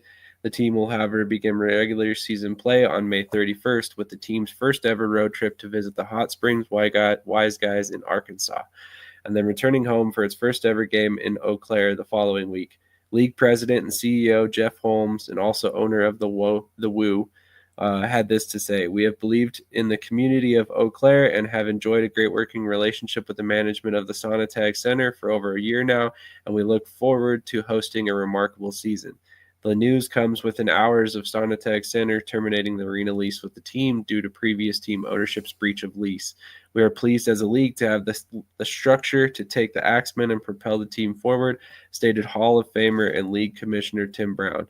We look forward to hosting all the regular season games, both here in Wisconsin and during the team's scheduled road trips in 2025 and beyond. Tickets remain on sale for all 4 of the team's home games, and all current ticket holders and team corporate partner relationships will be honored. For further information, please contact info@thearenaleague.football. Coach B, we're going to go to you first. Obviously, you are a current TAL member. You are with the St. Joe Goats. What are your feelings on this news about Eau Claire being taken over by the league? It's shocking, but it's not nothing new. As you know, the league owns our team, so now I'm shocked to see how this plays out because now you got an owner who owns 3 teams in one league plus the league. So I don't I'm behind the scenes on this one, guys. That's fair. That's fair. I mean, from all accounts, it sounds like this kind of caught everybody off guard. And I would be curious to know, and I will be reaching out to the Arena League for this question as well, but I'd be curious to know what exactly happened that caused the breach of contract with the arena. Was it just pay? Is the arena being proactive? Is it salvageable there? Are they still going to play there? And, how does all of this shake out? And from my knowledge, the league actually gets all the contracts for the arena before they even get the team there. So they try to do it a little different than everybody else. They sign an arena lease, then they bring the team there. So this happened to have had been something between the league and the arena because they the ones who initially sets up all the lease agreements. Maybe you could answer this question. Is it something where the league collects payments from the direct teams for the arenas, or is it straight from the team to the arena? Well, from what I got, and been a part of, the league actually starts the teams, get the arena lease, and then they bring in the ownership group. Gotcha. Okay. All right. Well, it'll be interesting to see exactly how this shakes out with the Eau Claire Axemen. Hopefully we wish them the best of luck, and we hope that their season continues unabated. Because honestly, they look like they have a pretty promising team, and then also a promising future in the Wisconsin area. I mean, I know that's an underserved in terms of arena football and professional football in general. So I'm excited to see what they can build there. In the summer, and I know some of our guys, actually Justin Tessier is going to be attending some games for Eau Claire, so he was actually very nervous about this statement coming out and asked me if he should be worried about this. But Krish, what are your feelings on this one? And then we'll go to TJ. Yeah, I'm kind of a little wary. I mean, an owner owning 3 teams is a recipe for disaster. But for me, it makes me kind of worried because I think that one team automatically had the team with the owner, Duluth, I believe. Maybe they have a little bit of an advantage over the other teams because of this. It's just a thought. It's something to be wary of. But no, yeah, I mean, I feel bad for Coach Tay. I really hope Coach Tay is able to work through this because, I mean, this is a huge change. A huge change. Coaches have relationships with owners. They work out salaries and all that. And so if something like this is a huge change to have one guy, Jeff Holmes take over. And we know Jeff Holmes is Iowa through and through. He's the Woo owner. That's his first team. So you know what team is going to get the favoritism. So that concerns me a little bit. You have a good point. TJ, what are your thoughts on what Krish just said and then this situation in general? Yeah, I don't think it's I'm hoping, I should say, it's not as, maybe bad as it seems on the surface. Kind of getting some insider info from Coach about it. It kind of sounds like initially the Arena League is almost on like a modified single entity system where they assume full financials and everything else of the team, but then they have an instant kind of buy-in option for an owner or ownership group. So that's actually a good thing because they essentially plan on taking on some, or potentially, they have to be prepared in that kind of a setup to possibly run the team for, half a season or a season until an ownership group can come in. So I'm not saying all this, anytime the league has to take over a team from, another owner or ownership group, it's not a good thing. But I feel like from hearing that, the Arena League is set up probably the best out of all the leagues to have this happen, but still be able to just forge forward.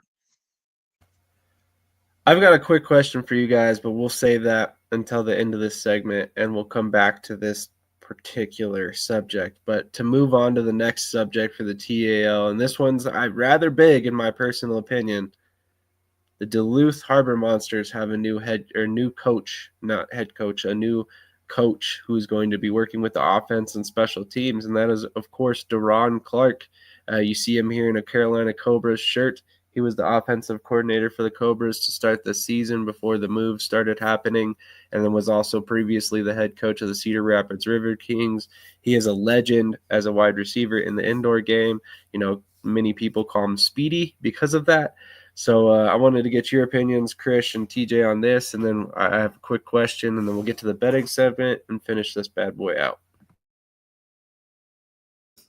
Man, I mean, I'm happy for Coach Speedy. I think me and him, we might have started off on the wrong foot when he was with Cedar Rapids, but I've grown to really like him and I have a lot of respect for him and kind of how he carries himself. I think Coach Speedy, he's someone who you can ask him any question and he's not scared to give you an answer. And I think his transparency is going to lead him very far in this game. He's a former player. He knows what it's like. And you just made him, you put him on the Ferrari, that Duluth. So I'm happy he had the opportunity to be around a championship organization. He can go, potentially win this ring and then continue his coaching career. So I'm really happy. I'm Carolina with the best run for him, just with the resources. But he has a great offense in Duluth, and I'm excited for Coach Speedy to do what he does.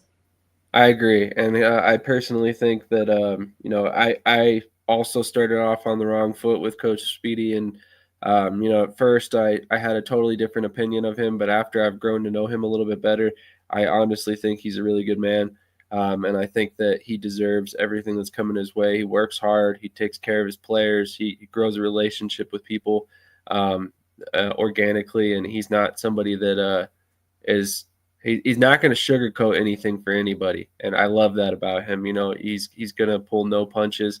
If he doesn't like you, you're going to know it. If he likes you, you're going to know it.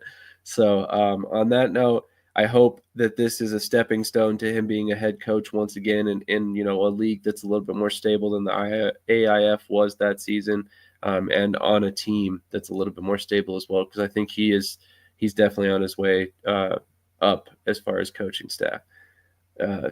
Future head coaching staff members go. TJ, what are your thoughts on this move? And then I got a quick question for both of you guys. Yeah, man, I'm happy for him. He's a lifer, in the arena indoor game. He's had stops in the past, obviously ups and downs. Like you guys said, man, I'm just happy that he's part of what appears to be, a really solid league and solid organization. And I'll be looking forward to seeing him on the sidelines and, along the dasher boards, if you will, this upcoming season. Completely agree. Now, my question for you guys is kind of an out-of-the-box one. Obviously, we saw the TAL go from 6-man football to 7-man football this season.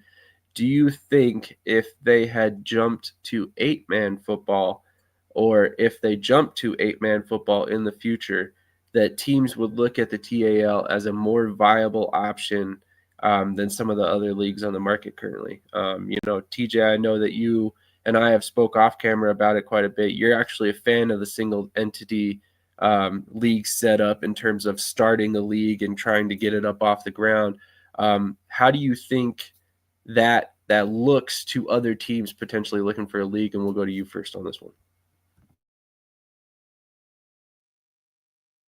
Again, hearing some of the background, info from Coach about how essentially, they kind of want to start off as a single entity. They get all the footwork out of the way, have everything set up for the most part, and then have ownership opportunity come in. I could easily see them, after this season or maybe next season, kind of opening it up and saying, hey, if you bring us all your stuff and everything checks, you have an arena, everything else, I could definitely see them maybe starting to shift more towards the bringing some outside, teams and ownership in.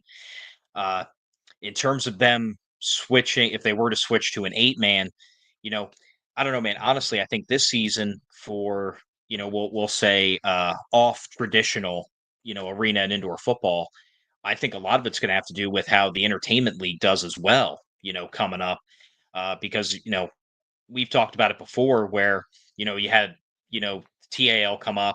It was different. They switched to 7-man. Now you got this coming in. TAL had a big following last season. They really got off the ground pretty good. So I'm almost thinking you could see possibly a shift where, maybe both these leagues stay at 7-man, depending on the popularity and longevity that can be seen with the leagues. It could be a new variety, a new variation that could be long lasting. But I think it's really going to come down to how both the TAL and entertainment football do this season. If it kind of gets a little convoluted, which I don't think it will, but if it starts to fall off for some reason, I could see them possibly switching long term to 8-man. But again, I'm just really interested to see how these two, non-traditional leagues do this season.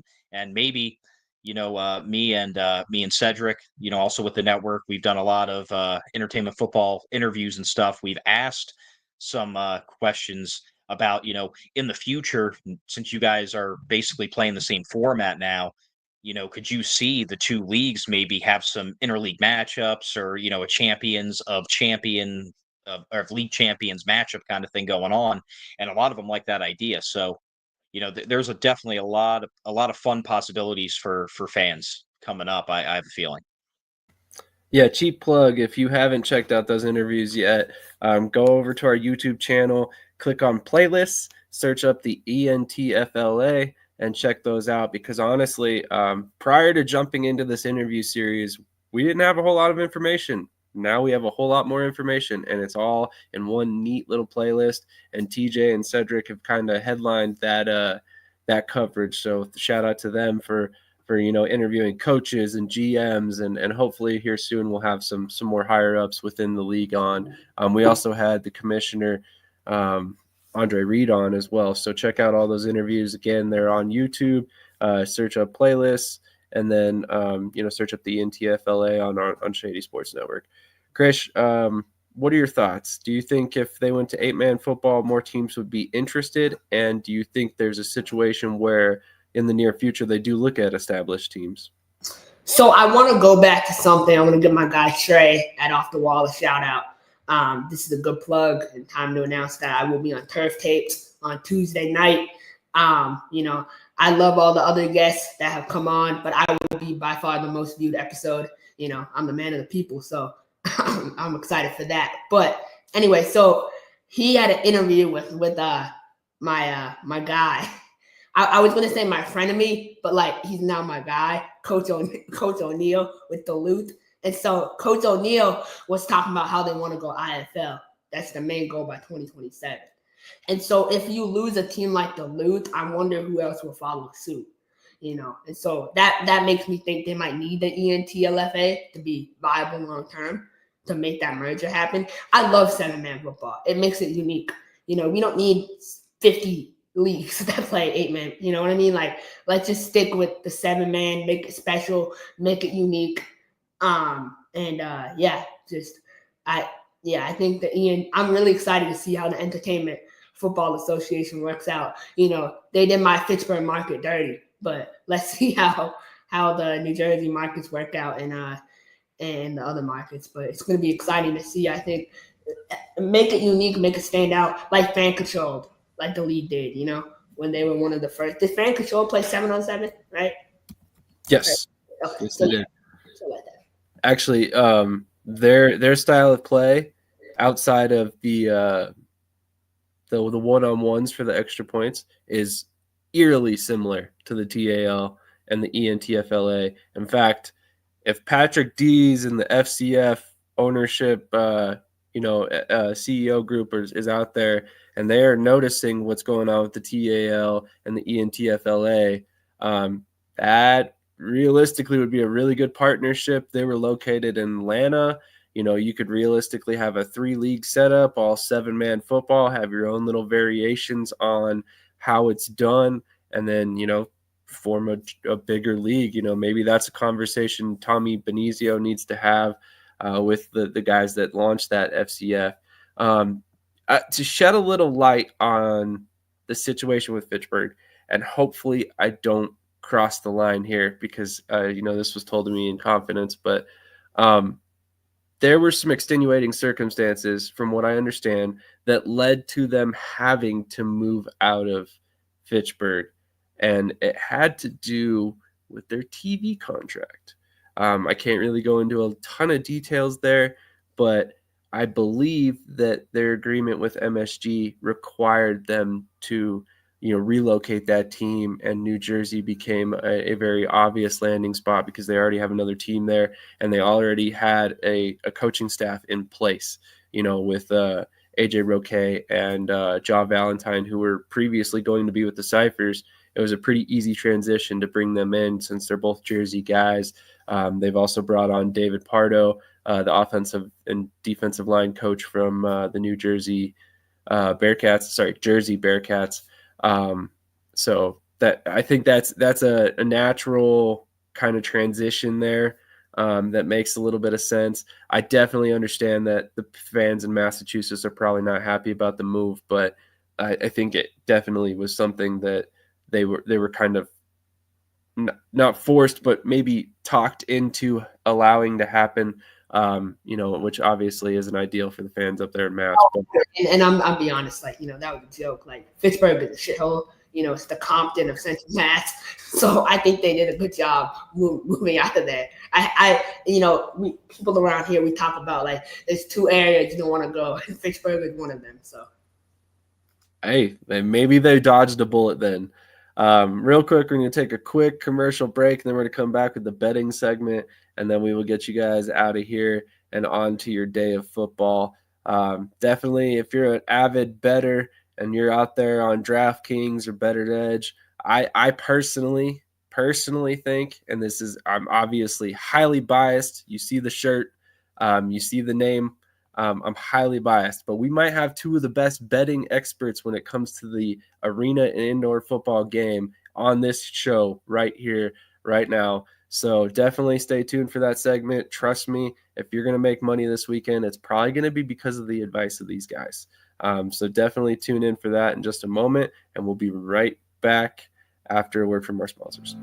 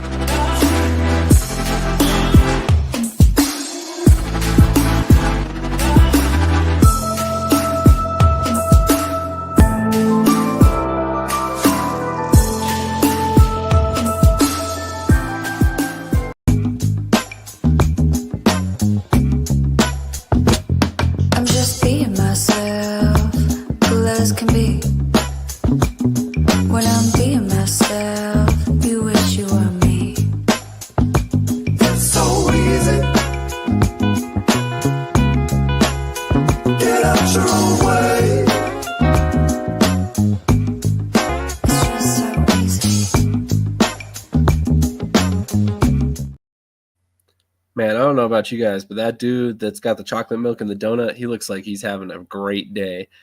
So if I were you, I would go check out Upside, and then also shout out to S Time for Fitness, an athlete-owned business.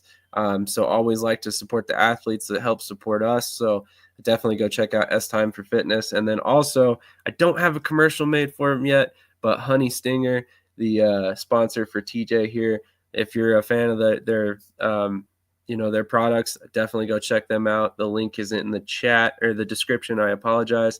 And make sure you check them out and use his link to give him a little kickback, because honestly, I've tried them. They're pretty tasty. Definitely worth a try if you haven't had them yet. If you're a fan of them, then you already know what you're getting. Go check them out and use his link. Save a little bit of money while you're at it. But like I said, we are on to the locks of the week. And we will go ahead and help you win a little bit of money this weekend.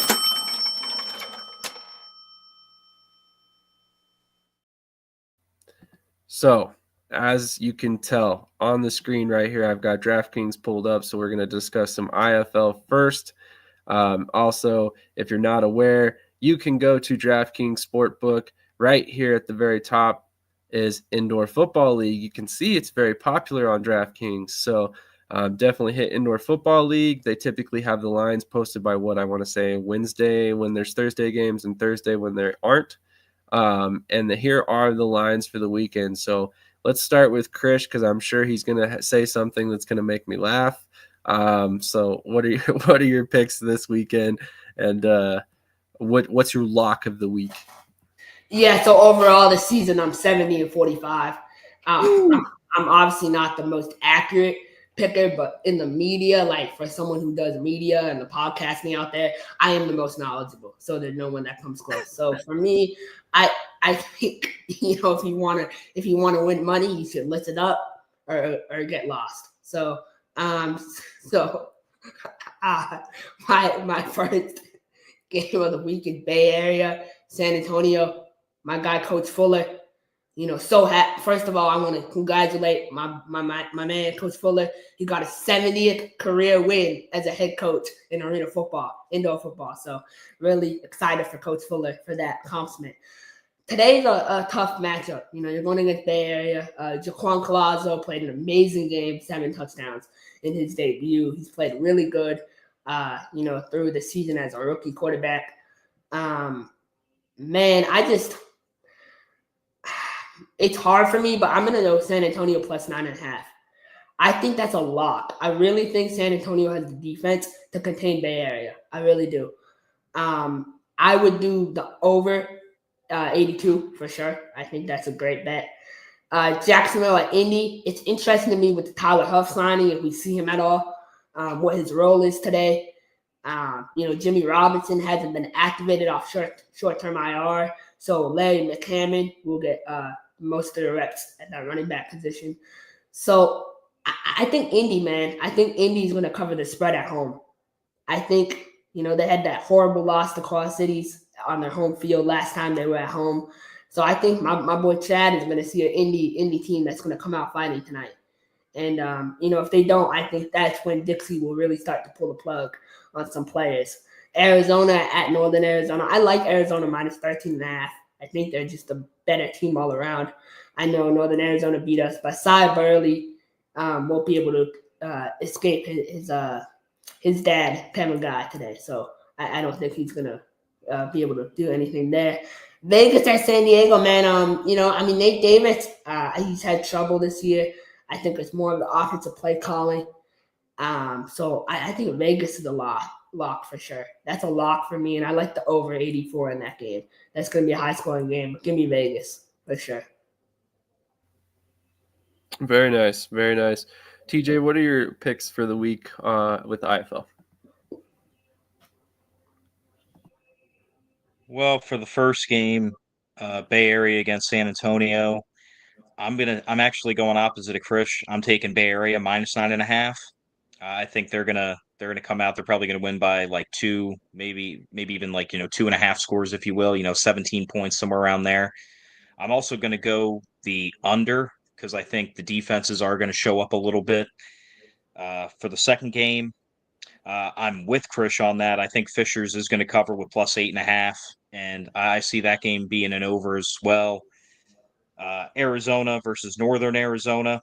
Again, I see Arizona with the points, minus 13.5. I do see the over hitting. And the last game, I'm a little biased because I'm a Vegas fan, but I really do see Vegas winning it, pulling it out. That one, though, I'm also seeing the under once again. And if I had to do a guaranteed lock, I would definitely pick Arizona Rattlers minus 13.5. So just to be clear, both of you guys are saying Arizona covers a 13.5 point spread? Yep. Yes. Wow. Okay. I mean, that's on the road too. I know it's still Arizona, so bound to be some Rattlers fans there, but that's an impressive pick. Also, once again, if you're not aware, this is once again DraftKings. You can find Indoor Football League betting on DraftKings every week. Easiest betting platform to use, in my personal opinion. So really excited that they are still on there, and I think it's only going to get better going forward. Obviously, as you can see on the left, when I selected it, it's very popular to be betting on the IFL as of late. So that's always a good sign for the league as a whole. We're going to transition over to the AF1, and here is Better Edge. As I always say every week, I just want to make sure you guys are informed. This is a different kind of betting platform. It's not like DraftKings where you bet against the house.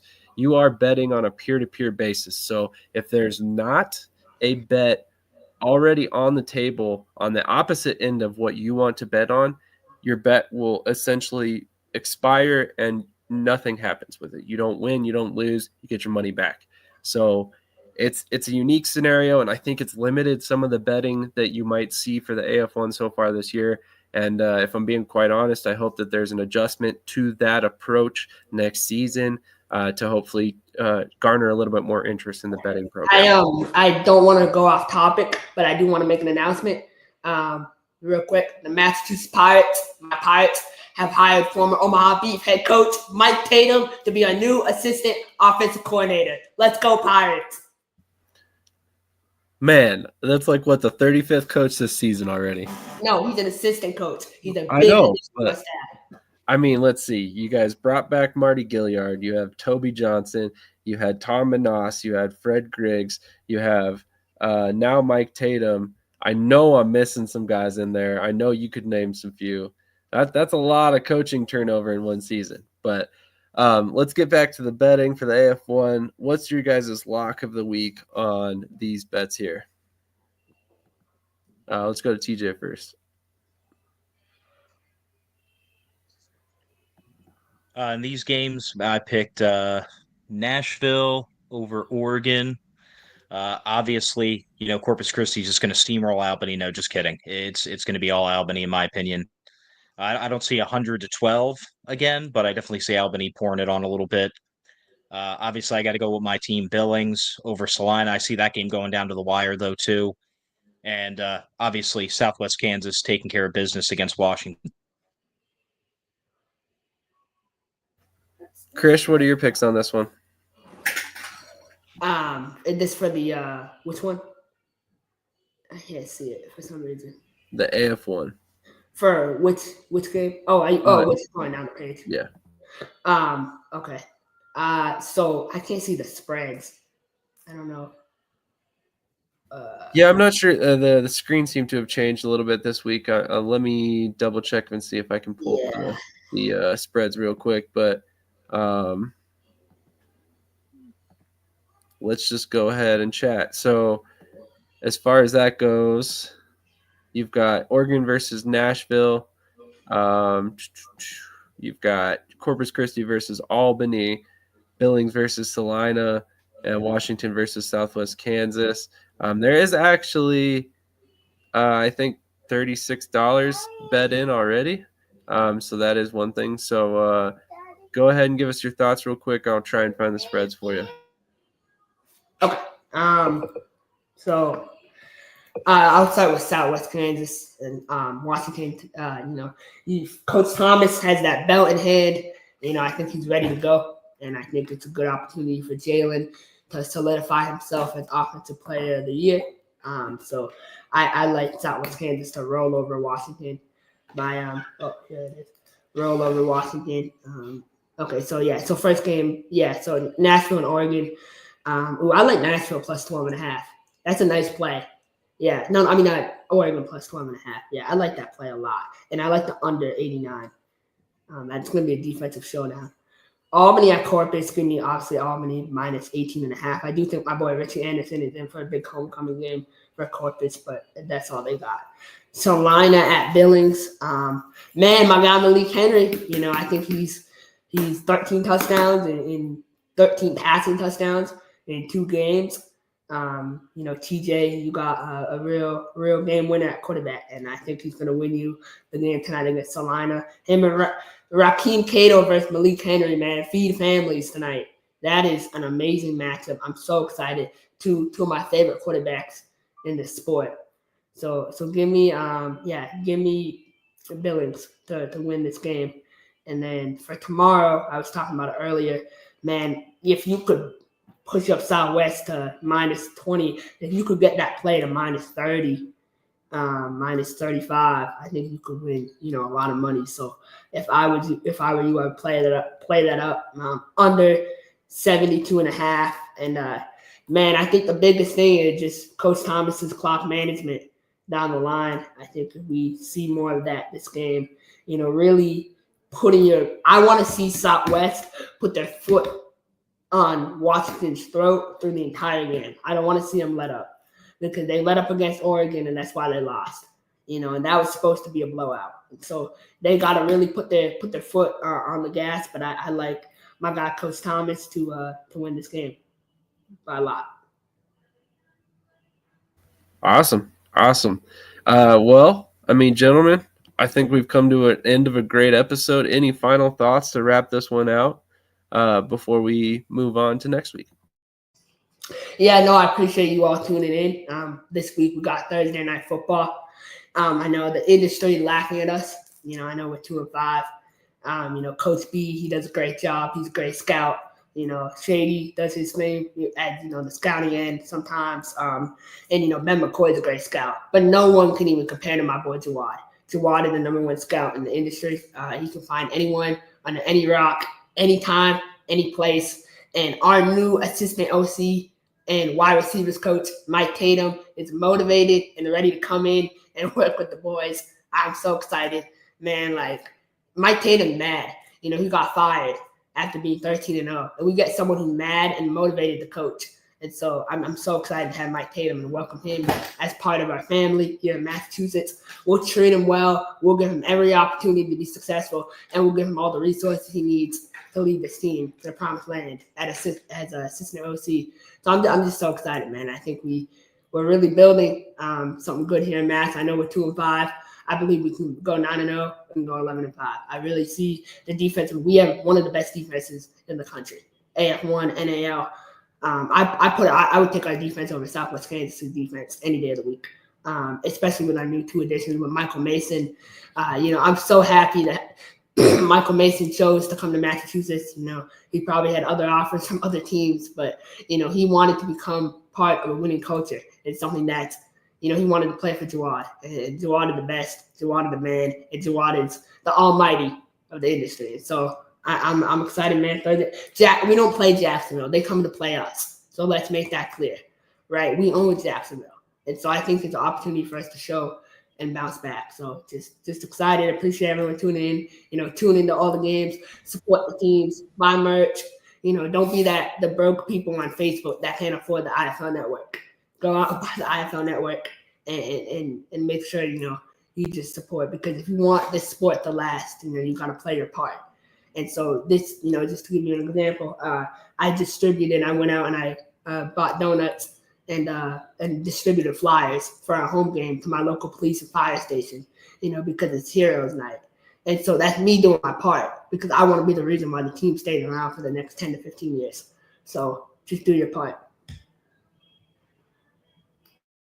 No, I completely agree, and that was a great point. I will say, Jawad, he might be the best in the business, but it helps to have the money. I'm not gonna lie. Every player on Massachusetts made $250.